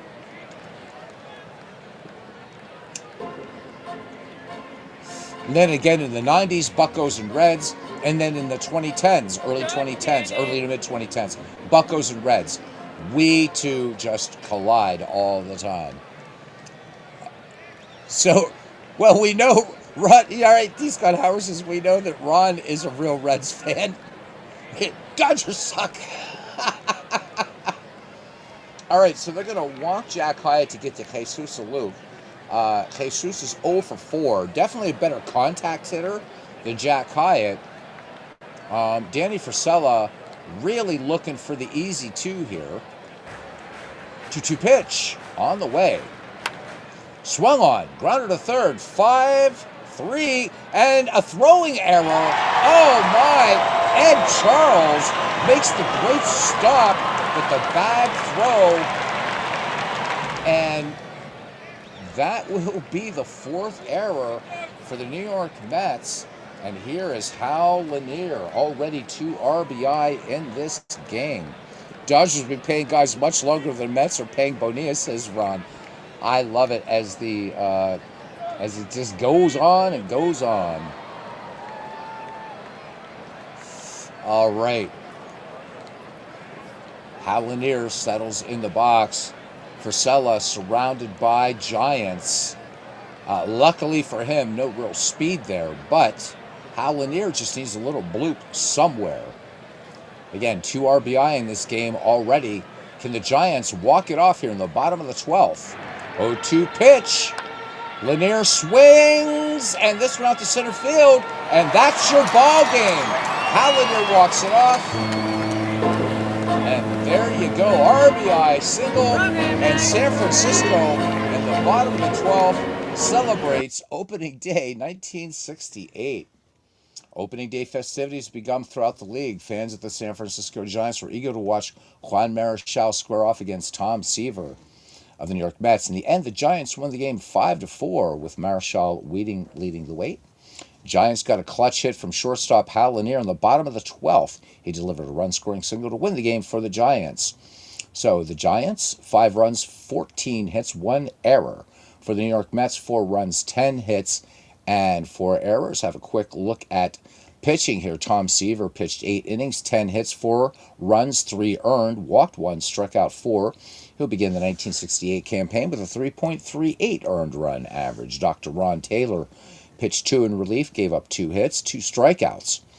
Danny Frisella tagged with the loss, 1 1/3 in relief, gave up that what you just saw there, walked 1 and struck out 2. Juan Marichal, 8 2/3 innings, 7 hits, 4 runs, all earned, a walk, 6 strikeouts, an ERA of 4.15. Lindsey came in. Frank Lindsey worked 1 1/3 and faced 5 batters. Bill Henry gets the win in 2 innings of relief, walking a batter. Juan Marichal is your player of the game. All right, now we're going to switch. We're going to go forward, and we're going to switch baseball games. Hopefully, we just do a straight 9-inning job here so that we can get Sports Time Machine to work. Guys, he has a great project. You're welcome, JT. All right, going to go into the second game of a double dipper. Am I sure? Yes, I am sure. For JT tomorrow, we're going to be doing the Cleveland Indians and the Chicago White Sox. And you're probably raising an eyebrow, but he's a Dodgers fan. Now, there's a reason why. All right, now we go to Action PC Baseball 1971. Let me switch my season back to 1971. All right. We're in August now in 1971 as we look at the standings. In the National League East, the Pittsburgh Pirates pretty much have it sewn up at 84 and 53. Philadelphia and Montreal eliminated. Cubbies 3 away from elimination. And the Cardinals and the New York Mets are 11 out. In the National League West, San Francisco sitting atop the National League West. So San Francisco was underperforming all year, and JT, your Dodgers making a run too. So late inning runs for both of these teams. Atlanta pretty much held the National League West for going into August here, but right now 1.5 up on the Atlanta Braves, 9 up on Los Angeles.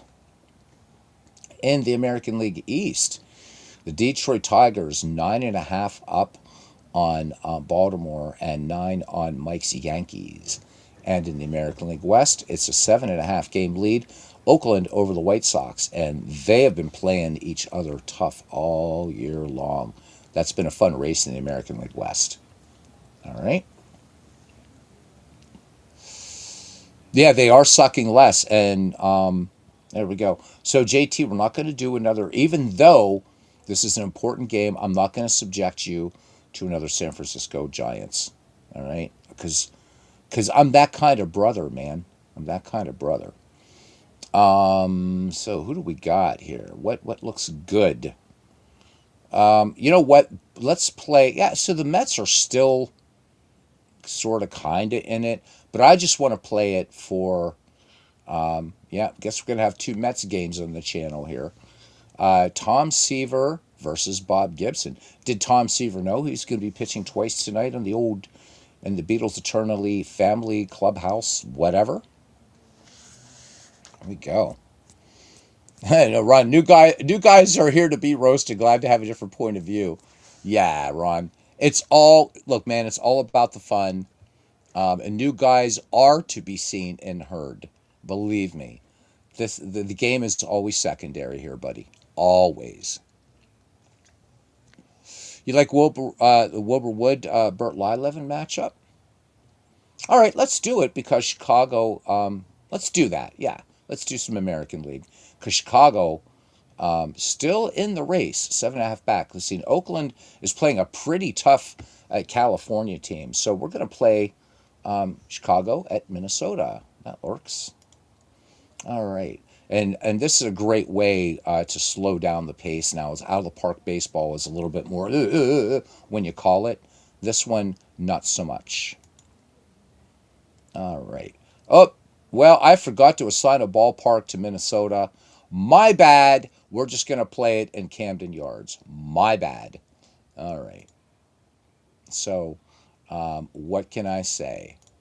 Mea culpa, mea culpa, mea culpa. Just pretend. Just pretend.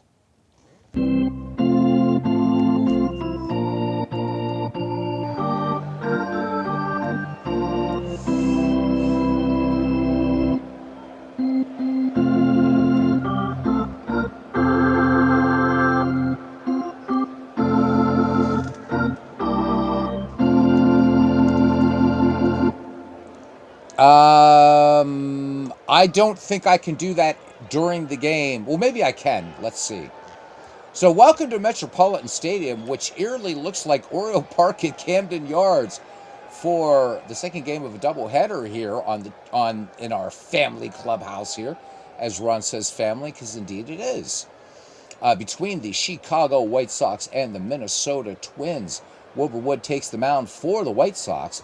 33 starts in the year, 22-7 with an ERA of 2.06. This will be his third start against the Twins. 2-0 against them with a big old 0 ERA. Opposing him will be Bert Blyleven, first Dutchman in the Hall of Fame. And when I was living in the Netherlands, the Dutch were very happy about that, actually. Of course, they call baseball honkbal. And they do have professional baseball there. It's not that good, but it's, you know, but there's Bert. You got a Dutchman in the Hall of Fame, huh? And I'm not even Dutch, but that's okay. 31 starts in the year for Bly Levin. 14 and 10. JT, this is a good matchup. ERA of 3.24. Second start against the White Sox. 0 and 1 with a 4 ERA. 70 degrees here in Minnesota. And I think there is a way to change the ballpark. Let me just see if I can figure it out. Play ball! Dude, I don't mess around with American League Baseball. I thought I had this all set up, and I forgot. Oh, my God. All right, options. Is it set up? I usually don't do this in game. Park image. There we go. Good God. You guys. And I'm going to have to set up Metropolitan, too, by the way. I love you guys, though. I do. I do. I do. What time is it? 11:20. Okay. So if I go off at midnight and you hear me start saying things in Greek and Russian and Romanian and stuff, it's because it is the holiest day of the year in Eastern Christianity. All right.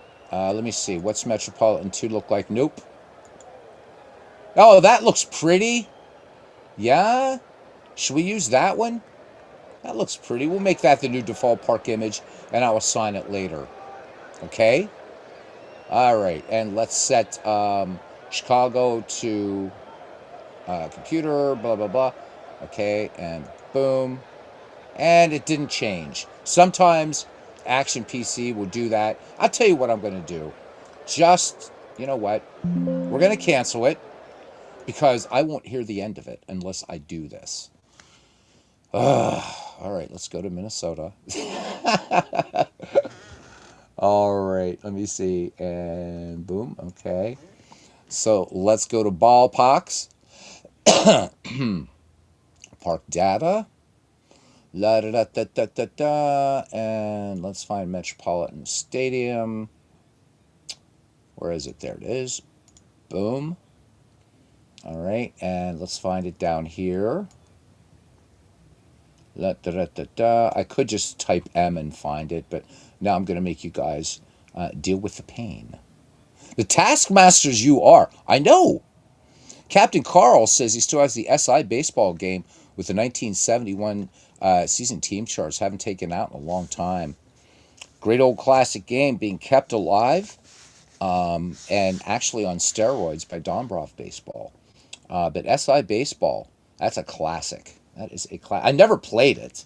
Not, you know, don't have the years if you get me drift. But I've read a lot about it.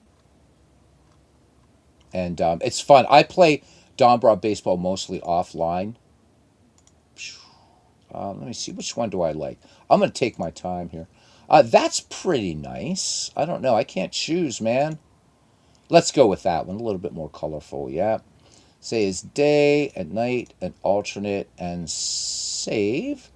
And let's make sure this time, because you guys are tough, man. You guys are like, there. There. Oh my God. All right, here we go. Let's play. Ta-da! It's like magic, baby. I'm not going through the whole spiel again. You guys can't make me do that. Let's go to replay stats on these, by the way. Boop. There we go.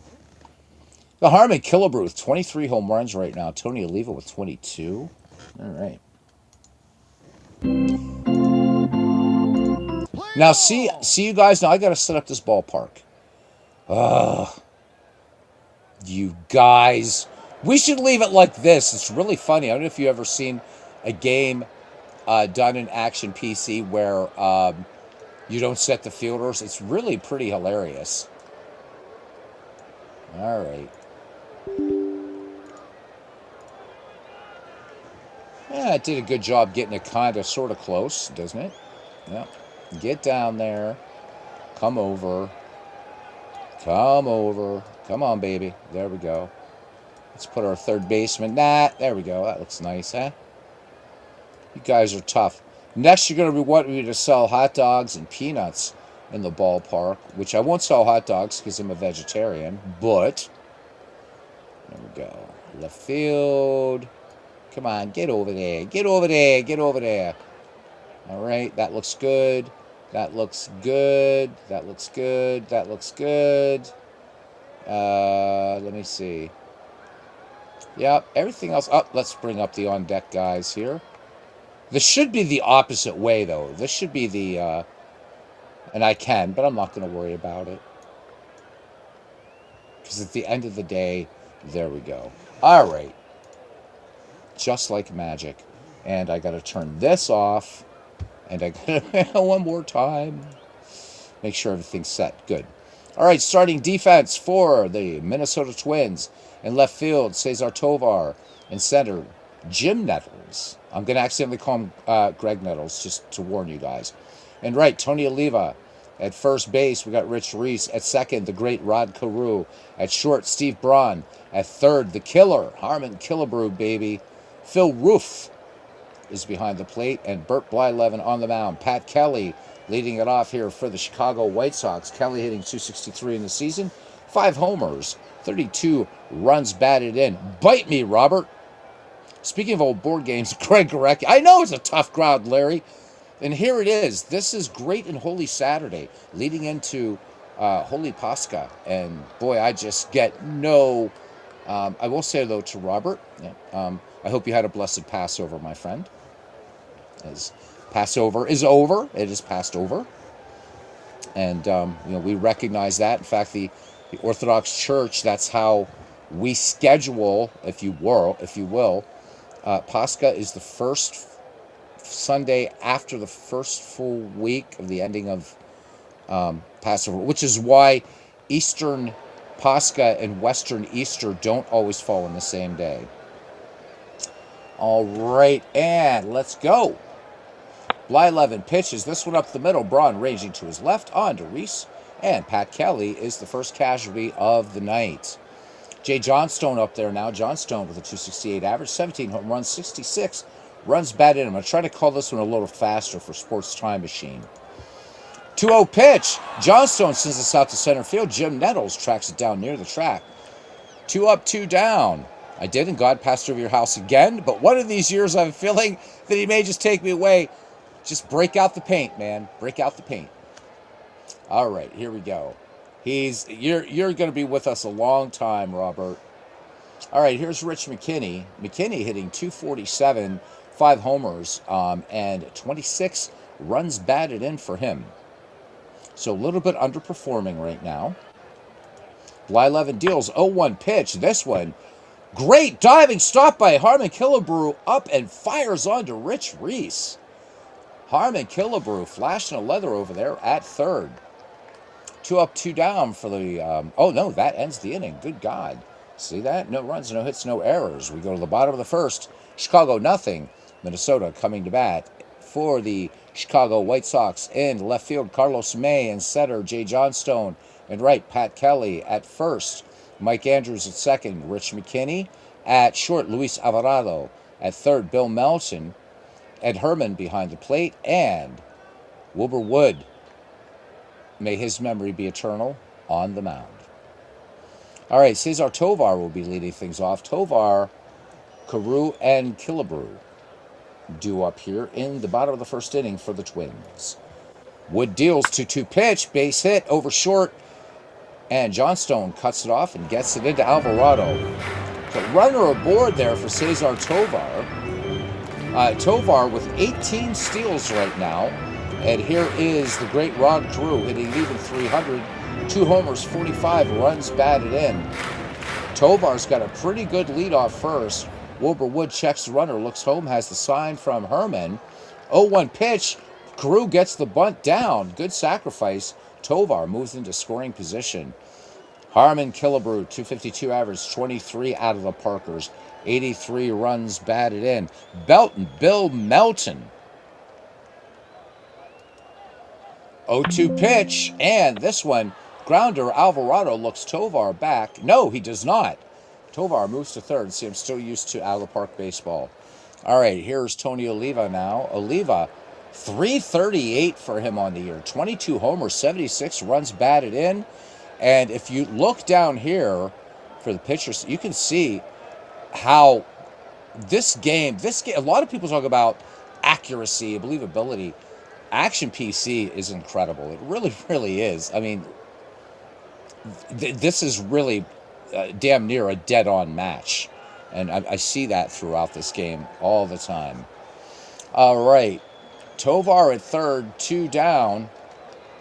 1-2 pitch. Oliva, little chopper to short. Alvarado has a close play at first. Bobbled by Andrews. Oliva on at first. And that's going to be an error on Mike Andrews.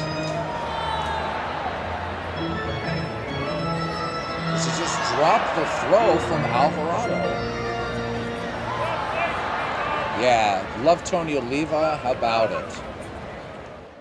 All right, here's Rich Reese. Rich Reese overperforming a little bit. But again, not too bad. Rich Reese hitting .244, 15 dingers, 40 runs batted in. 41 runs batted in. All right, Wilbur Wood ready to deal. 2-2 pitch. And this one, knuckleball by Wilbur Wood. And that takes care of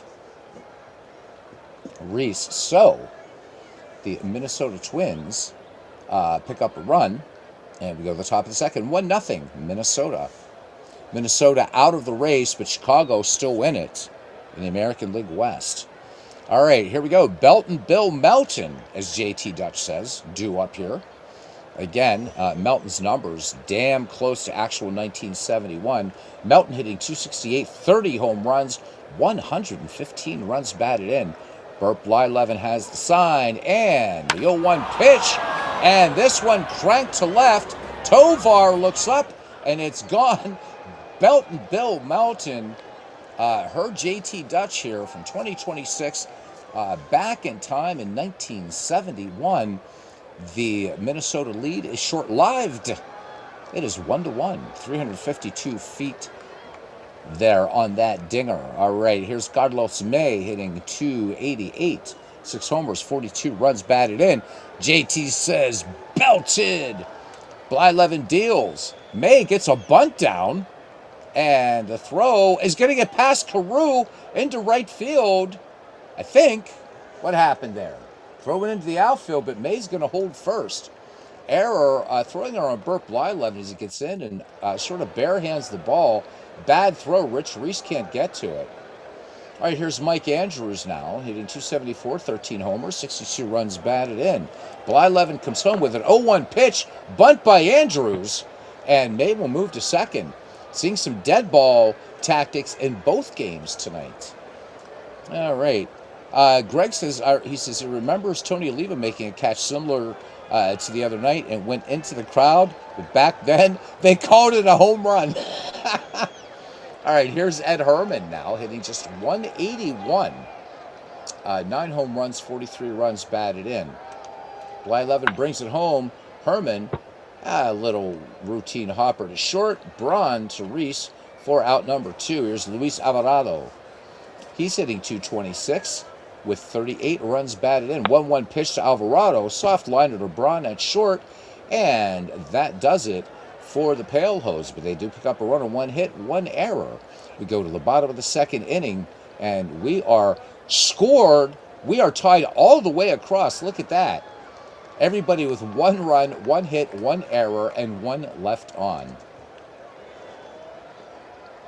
All right. So, who do we got here? Braun, Roof, and Jim Nettles. Steve Braun hitting .245, 5 homers, 30 runs batted in. Wilbur Wood ready to bring another floater. 0-2 pitch. This one soft liner to McKinney. And that time a little fastball there by Wilbur Wood. So 1 away now for Phil Roof. The Minnesota catcher hitting .240 with 7 runs batted in. And Roof swings, base hit over short into center field.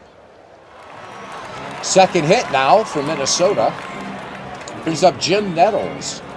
Jim Nettles sporting a .228 average right now with 5 home runs, 21 runs batted in. I guess you can make a clear case for it since the ball carried him into the stands. Absolutely. Absolutely. All right, full count on Jim Nettles. Slow roller to Melton. Melton's going to take the off-road there to McKinney for the 5-4 putout. 2 down, Nettles aboard for Burton Blyleven. Hitting 130 with 4 runs batted in. 1-2 pitch, and Blyleven. So there we go. Wilbur Wood now 200 strikeouts on the season here in 1971. And Wilbur Wood will start the inning here for the Chicago White Sox in the top of the 3rd inning. I remember we had one White Sox fan in the community, and he was in the first Shanks League.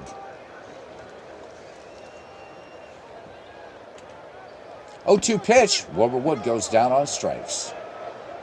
Burt Blyleven wasting no time, just 3 straight strikes. All right, back at the top of the order, Pat Kelly is 0-for-1, grounded to short last time up. 0-1 pitch, and he's going to bounce to Blyleven on to Rich Reese for the 1-3 putout. 2 up, 2 down here now for center fielder Jay Johnstone. Flew out to left center last time up. Blyleven into the line and the pitch. Johnstone, hard ground ball. Carew bobbles the ball, and bad throw that pulls Reese off the bag. 15th error for Rod Carew, and Jay Johnstone will find himself perched at first. The ball is caught. It's not regardless of where the ball is.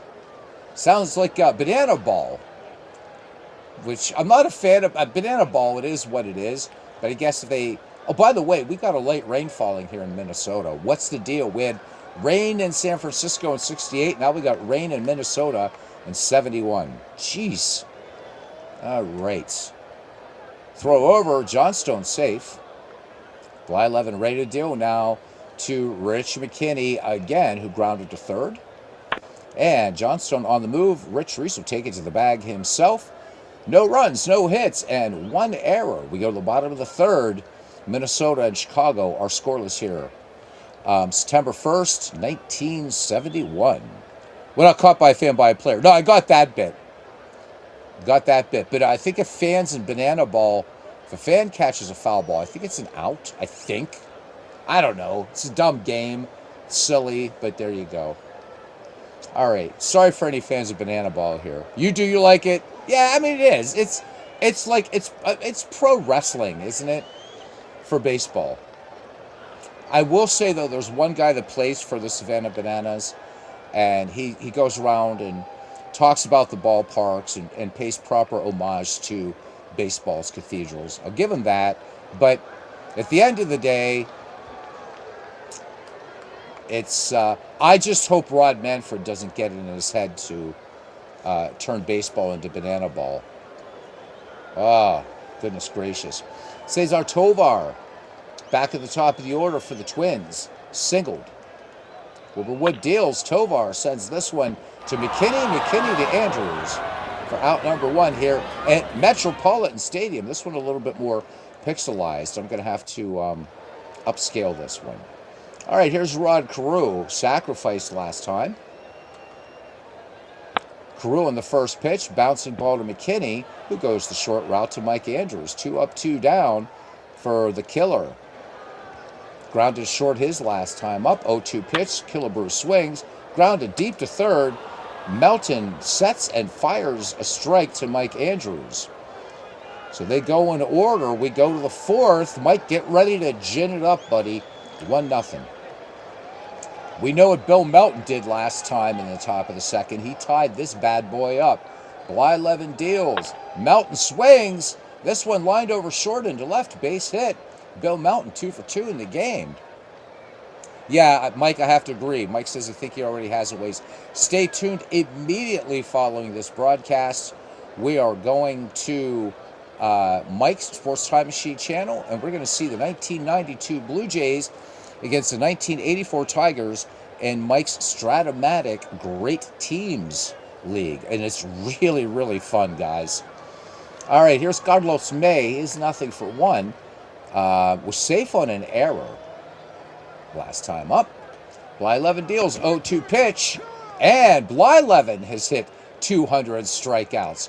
So there we go. He and Wilbur Wood both hitting a big old milestone here for the season. All right, Mike Andrews sacrificed his last time up. One down, Bill Melton on at first. 0-1 pitch. This one cranked. This one, you can kiss it goodbye. Mike Andrews goes yard. And the Chicago White Sox take a 3-1 lead here in the top of the fourth inning. White Sox looking to gain ground on the Oakland A's in the American League West. All right, one away for catcher Ed Herman, grounded to short. And this one popped in the infield, and Braun will have it for out number 2. Luis Alvarado, now 0-1, line to short back in the second. Count full, Alvarado draws a walk from Blyleven. So that fastball missing high and outside. And here's Wilbur Wood. So both pitchers reaching the 200 strikeout milestone here in this 1971 project. Struck out his last time up. 0-1 pitch. Fly ball to right. Oliva has it for out number 3. But 2 runs and a Mike Andrews home run on 2 hits, no errors. Bottom of the fourth inning, Chicago White Sox 3, the Minnesota Twins 1. Wilbur Wood will face the 4, 5, 6 hitters, Tony Oliva, Rich Reese, and so Oliva grounded to short, but was safe on a drop throw by Mike Andrews. Wood deals. Oliva on the first pitch, grounded to Luis Alvarado. Oliva down the line, and they get him. Bang, bang, play at first. Rich Reese, 0-1 now, struck out last time up. 2-0 pitch, hard grounder, McKinney to Andrews. Trying to move the game along quickly here. All right, here's Steve Braun. Steve Braun, 0-1, line to second. Braun swings, grounded past the mound to Alvarado, behind the bump, on to Andrews. 3 up, 3 down. We go to the top of the fifth.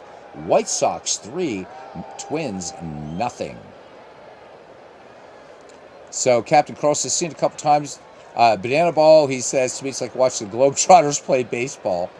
JT says, I love the Globetrotters a lot. Meadowlark Lemon, and who else? Curly Neal. So the same guy that owned the Globetrotters back in the day also, I believe, owned the Indianapolis Clowns. I think was the Negro League team that he owned. All right, Pat Kelly, 0-2. He's grounded out twice. 2-0 pitch, and this time he's going to send this ground ball. Oh, look at Kelly turning on the afterburners and picks up the double. How about that? Chicago playing very aggressively, including the long ball here today. Dudes were cool. So Curly Neal, thank you, JT. All right, here's Jay Johnstone. He is flown out and grounded out. 3-1 is your score in favor of the White Sox. 2-0 pitch.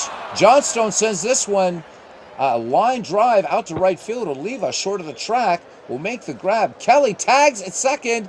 Here's the throw. Killebrew with the tag, not in time. Pat Kelly makes it to third. Chicago looking for its 4th run now as Rich McKinney settles in the box. The second baseman for the White Sox has grounded to each corner today. 0-1 pitch. McKinney up the middle. Braun, great play, but bad throw. McKinney aboard. Kelly is going to come in to score. Braun with a bad throw. So score that one. E6. Costly error. And here's Bill Melton. He's 2 for 2. Solo shot back in the second. Single in the fourth. McKinney on at first. And here we go. 0-2 pitch. Melton sends this one out to center field. Nettles against the wall. Makes the leaping catch. Bill Melton is the Bambino today. 4-1 is your score. A very, very, very light rain falling here in Minnesota. Carlos May is 0-2. Struck out his last time up. 0-2 pitch, up the middle, base hit. And McKinney makes the cut, and he is out. He is out. Let's look at that play again. So Nettles with a nice outfield peg. Killebrew's tag in time. Ah, my goodness gracious. All right, but Chicago tallies another. We go to the bottom of the fifth. White Sox 4, Twins 0. So, Mike, Abe Saperstein. Yep. Thank you, Greg. All right. JT says the Twins are stinking up the joint out here. Um, so, opening day, Vikings, I can see the purple people eaters running out, starting at Beatles football. That's okay. It's all right. I don't censor that word anymore, Mike. So you're good. You're good. If you can't love your family for their foibles, you can't love them at all. All right, here we go. Phil Roof, 1 for 1 here to lead things off here for Minnesota in the bottom of the 5th inning. Single to left center. Wilbur Wood deals. Theoretically, he deals. What did I do here? All right, I'll just do it this way then if you want to be like that. 0-2 pitch. Phil Roof goes down swinging on. No, he does. Checks his swing inside corner. So nice floater there by Wilbur Wood. 1 down here for Jim Nettles. Grounded to third last time. And this time the floater comes in for a strikeout. Big lunge and a miss. So 2 down. Wilbur Wood has set down 4 on strikes thus far. Burt Blyleven, 0-for-1. One of those strikeout victims. 1-1 pitch. Blyleven up the middle, but Alvarado cuts it off onto Mike Andrews. Once again, the Twins go quietly. And let's go to the top of the 6th inning. 4-1, Chicago. Mike Andrews is 1-for-1. 2-run shot last time up, giving Chicago the 3-1 lead at that point. Blyleven deals, 2-1 pitch. Slow roller to second. Killebrew throws. Close play at first. Andrews beats it out. The Chicago White Sox wanting this American League race to tighten up again. Ed Herman is 0-for-2. Hasn't gotten the ball out of the infield. 3-1 pitch. He does this time. Base hit left field past short. Throw gets into cutoff man. Steve Braun. Roof out to have a quick word back now. And Blyleven deals to Alvarado. Grounder. Braun will go to Reese for the first out of the inning. 2 in scoring position for Chicago. 1 down. Here's Wilbur Wood. Struck out. Flew to right. 1-2 pitch. Wilbur Wood goes down on strikes on a fastball. So 2 down back at the top of the order. And that brings up Pat Kelly in the 5th, double to left center. Blyleven out of the stretch and the pitch. Pat Kelly bouncing ball to Carew. Carew to Reese. And that does it. No runs, 2 hits, no errors. Bottom of the 6th. White Sox lead the Twins 4-1. Greg Gorecki saw the Globetrotters 3 times, twice in Montreal and once in Toronto in 1971 with Wilt Chamberlain playing with him. I didn't know Wilt is still played. Was it like a guest appearance or was right? Because I mean, wasn't he still playing basketball, like NBA, like real, like basketball? And what was the name of the team they used to play? Was it were they the Generals or something like that? Who were those guys that the Globetrotters played all the time? See, now I've got Sweet Georgia Brown rolling around in my head. All right, Cesar Tovar to lead things off here. Tovar has singled and grounded out in this game. Wilbur Wood deals. 1-1 pitch. Tovar. Room service bounce to Alvarado onto Mike Andrews. These White Sox just playing fantastic baseball here today. All right, Rod Carew, 0-for-1. Grounded to second his last time up. Carew draws the walk. All right. And it brings up Harmon Killebrew now. He's grounded out twice. Wood deals. Killebrew first pitch swinging. Melts into McKinney, but there will be no the relay throw late. 2 down for Tony Oliva. Grounded to short last time. And 1-2 pitch. Oliva to McKinney to Andrews to retire the side. So the Twins waste a runner. We go to the top of the 7th inning. Mike, get ready to fire it up. Washington General, says Captain Carl. Thank you. Jay Johnstone, 0-for-3. 2 flyouts and a ground out and a partridge in a pear tree. 3-1 pitch. Jay Johnstone works the walk for Burt Blyleven. Blyleven now with 2 walks in the game. And back at the top of the order, Rich McKinley was safe on a throwing error that scored Pat Kelly back in the fifth. Greg says that he went to a junior hockey game once, and when he was leaving, they had a life-size cutout of Wilt Chamberlain. Said, come see Wilt play this summer with the Globetrotters. That's super cool. I don't know how many, so gotta wonder how many, because we know about Wilt and his exploits and how Wilt scored otherwise playing with the Globetrotters in that summer of 1971, huh?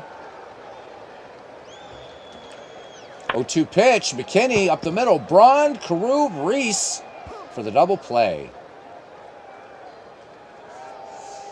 So Minnesota looking for any sort of momentum they can get right now, my family.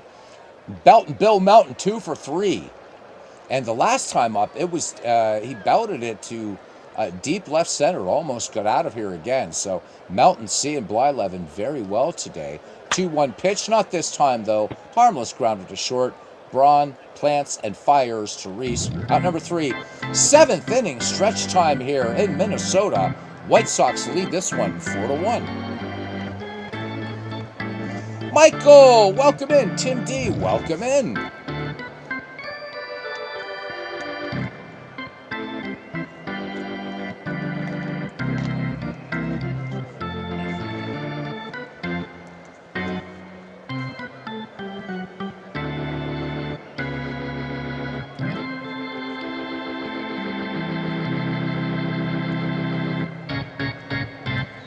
All right, Tim D, welcome in. Thank you very much for coming in. And Michael Silva, big, beautiful baseball bash.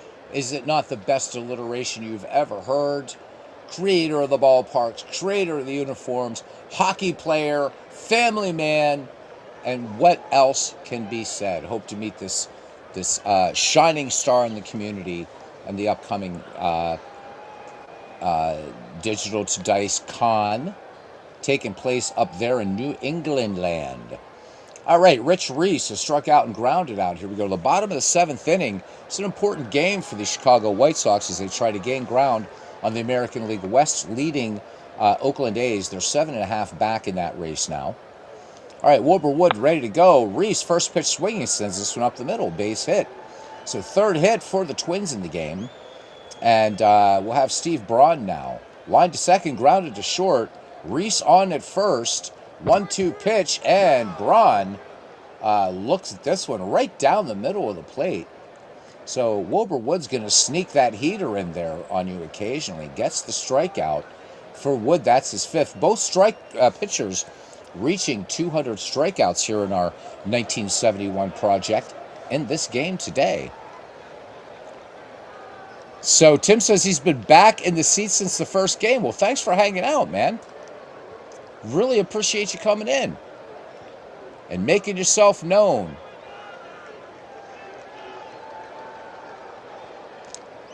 So Wilt Chamberlain was shooting jumpers from center court and sinking them. Nothing but net. That's scary. And yeah, Robert rightly calls Michael Silver the official architect of our hobby, and indeed he is. All right, Rich Reese on at first for Phil Roof, who was 1 for 2, struck out his last time up. 1-0 pitch up the middle, base hit. And Phil Roof has himself a double. Now they're on their feet here at Metropolitan Stadium, which at the beginning of the game looked like Camden Yards. What kind of flummery, witchery was that? All right, 1 down, 2 in scoring position for Minnesota. Brings up Jim Nettles. Is he related to Greg Nettles, by the way? I don't know. Yankees fans will know. I don't even know. Do we have any Twins fans, by the way, in this community?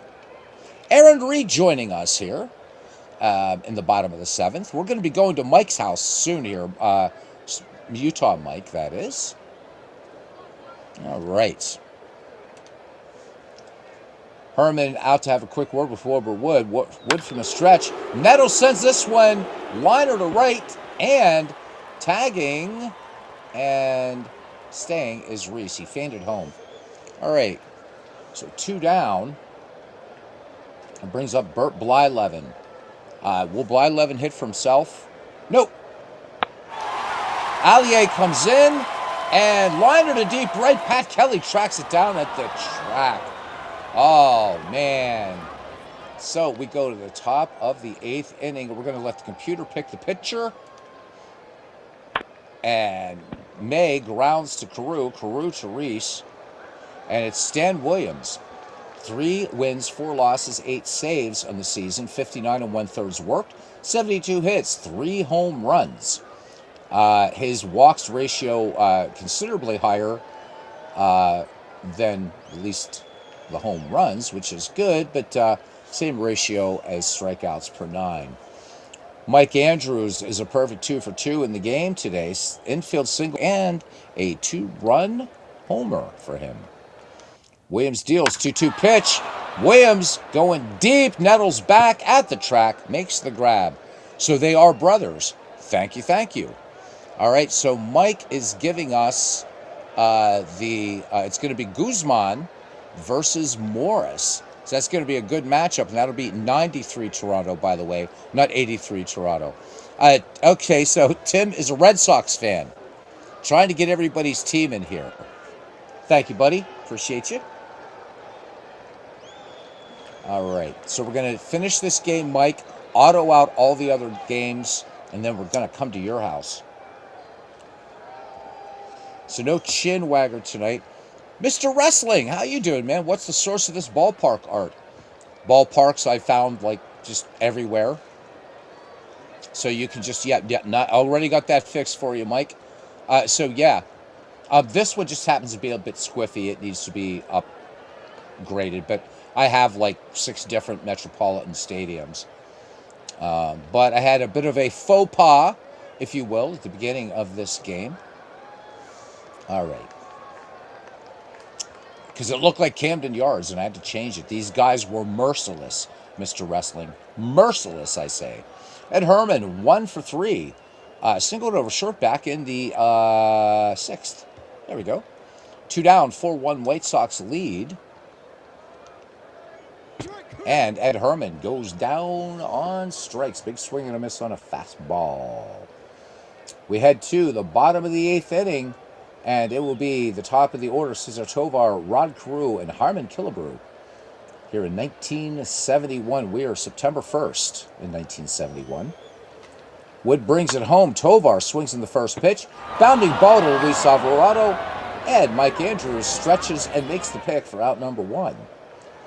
Rod Carew, wanted to see him do something in this game. He did walk back in the 6th. 1-0 pitcher, would have loved to have seen him play. And lines this one over first into right field. Thank you, Mr. Carew. All right, now getting a little bit tense here for the White Sox. Harmon Killebrew is a big fat 0 for 3. In fact, Killebrew hasn't gotten it out of the infield. The killer with 23 home runs on the season. So can he bring the Twins to within 1? Let's find out. 1-0 pitch, Killebrew swings. Nope. Alvarado bobbles the ball. Boots the ball. So Killebrew doesn't get the ball out of the infield this time, but he does again, but does get on base. 29th error of the year for the Chicago shortstop. And it brings up Tony Oliva. 2-2 pitch. Fly ball. Johnstone back and grabs it. Tagging and holding is Rod Carew at second. So 2 away now for Rich Reese. He is 1 for 3 with a single his last time up. All right, Wilbur Wood ready to bring it home. 1-2 pitch. Rich Reese, a victim of the floater. So we head to the top of the 9th inning. Luis Aparicio, he is not. Aaron Reed tells us that Jim Nettles spent 11 years in the show and squeezed 1975 in Japan. All right. So we will have Alvarado. We'll see if Wilbur Wood will hit for himself. I think he should. Let's see if he gets the complete game win. And then back at the top of the order, and Pat Kelly. Chicago 72 and 61, 7.5 back of the Oakland A's in the American League West. Stan Williams ready to work now. has a strikeout in one inning of relief. Blyleven just didn't have it today. Full count. This one, fly ball, shallow center. Jim Nettles tracks it down. Out number one. Wilbur Wood 0 for 3. Williams deals 1-2 pitch. This one, slap foul, third base side. And it will bounce into MV's latest girlfriend's lap. To wind it up and do it again. Williams deals to Wood, and he goes down on a curve. All right. Two-way back at the top of the order. Pat Kelly 1 for 4 with a double. Williams deals 0-2 pitch. Kelly sends this to right. Carew going out. Oliva coming in. Oliva calling offer on Carew. And that does it for Chicago. We go to the bottom of the ninth. The White Sox leading the Twins 4-1. And it'll be Johnstone, McKinney, and Belton, Bill Melton. All right, Larry, sleep well, my friends. And I'll spare you guys the singing, but I do have to say it now. Christos inesse, Christos voskrese, Christos adverat. Christ is risen. Indeed, he is risen. It is the holiest day, the most important day of the year.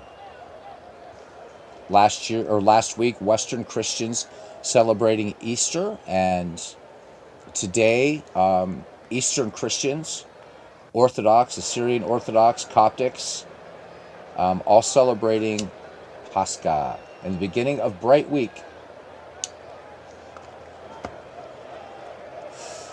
All right, Steve Braun leading it off. Here will be Braun, Roof, and Nettles. Last chance here for Minnesota to try to play a little bit of spoiler against these White Sox. Wilbur Wood looking for a complete game win here. 2-2 pitch. And the knuckler called strike 3. Phil Roof seeing Wilbur Wood pretty good today. He is 2 for 3. 2-2 pitch. Down goes Roof. Another knuckler. 2 gone. Jim Nettles. And the pitch. This should be your ball game. Fly ball, popped to second, and that's it. McKinney makes the grab. We'll just do a quick recap of this one. Chicago improves to 73-61, 4 runs, 7 hits, 2 errors. Minnesota falls to 61-71, 1 run, 5 hits, 3 errors. Your player of the game should be it's Wilbur Wood, but boy, Bill Melton and Mike Andrews doing up really well for the White Sox. Let's quickly just go ahead and autoplay everything out on this day, and then we're going to wrap it up tonight. This is going to be an early Saturday night for me, but I'm going to sit back and watch some Sports Time Machine baseball. May come back after that. We'll see, and do something else. I don't know. All right, first up, Senators and Yankees. Yankees 9 games out of first right now in the American League East. Washington eliminated 3,000 years ago. Gogolewski versus Klein. Here we go. And how about that? The Senators put a little bit of a hurting there on the New York Yankees. 2-1. Gogolewski with the win. Goes to 10-5. Klein takes the loss 13-11. Lindblad gets the save, his 12th. Padres Reds. Padres edge the Reds 2-1. Roberts with the win. Granger with the loss. Brown goes 2-4 with a double. Orioles and Red Sox. Big game for the Orioles as they in New York are tied for second. Cuellar versus Culp. Good lineup. Boston takes this from Baltimore 3-1. Culp with win. Cuellar takes the loss. Sparky Lyle getting his 12th save. Royals Brewers 4-2 in favor of the Kansas City Royals. Splittorff gets the win. Krause with the loss. Tad Abernathy picks up his 19th save. The Montreal Expos against the Chicago Cubs. Stoneman versus Jenkins. Another good matchup there, actually. Here we go. This one belongs to the Cubs, 9-3. Fergie with the win. Stoneman with the loss. One of my favorite players of all time, Billy Williams, goes 2 for 3 with a double. Battle of the Commonwealth here that really doesn't matter. Pittsburgh pretty much locking down the National League East, playing the Phillies. Fryman versus Ellis. And this one, Pittsburgh blanks Philadelphia 3-0. Ellis goes to 18-7. Fryman at 5-10. Willie Stargell goes 2 for 3, hits his 43rd home run and a double. And this was a 7-hit shutout by Doc Ellis. I always like to check scoreless games. New York Mets, St. Louis Cardinals, Seaver Gibson. This was one we were going to play. We're going to auto this one. And the Mets blank the Cardinals 7-0. Seaver goes to 13-12. Gibson falls to 15-6. Tommy Agee goes 2 for 2 and walks twice. And what flavor of was this one? This was a 7-hitter by Mr. Seaver. All right. Fared better in this game than our first game. Atlanta Braves, San Francisco Giants, Reed and Cumberland. This is an important game that I'm going to save and play another time. All right. The Indians versus the Tigers. Indians want to play a little bit of spoiler baseball here. Will they do it? They will not. They're clobbered by the Tigers. Mauled, if you will. 11-3. Kane with the win, Paul with the loss. Bill Freehan goes 2 for 3 with the double. The Los Angeles Dodgers. Los Angeles just 9 games out with 4 weeks to go in the season against the Houston Astros. Another good matchup here. Sutton and Bellingham. And this one belongs to Houston, 3-1. 13 innings, Gladding with the win, Mueller with the loss. Cesar Cedeno goes 2 for 6 with a double and a steal. Finally, White Sox watching this game with interest. Oakland versus California. And California, it's another good matchup here. Dobson and Messersmith, and we're not going to play that one. So, there we go. We're going to play that another time. Too good. Yeah, Doc may be a 20-game winner this year. Exactly. All right, Mike. I guess Mike is ready. All right, you're going to check out Greg Recchi is taking, he's going to get ready. Mike is on his way. All right, guys, let's go on over to Sports Time Machine channel. And depending upon the time, I may be back. And so again, Christos Aneste, Alithos Aneste, Christos Creste, Voice to Novos Creste, Christ is risen. Indeed, he is risen. See you guys at Sports Time Machine. And until the next time, whether that's tonight or tomorrow, we'll see you around the batting cage.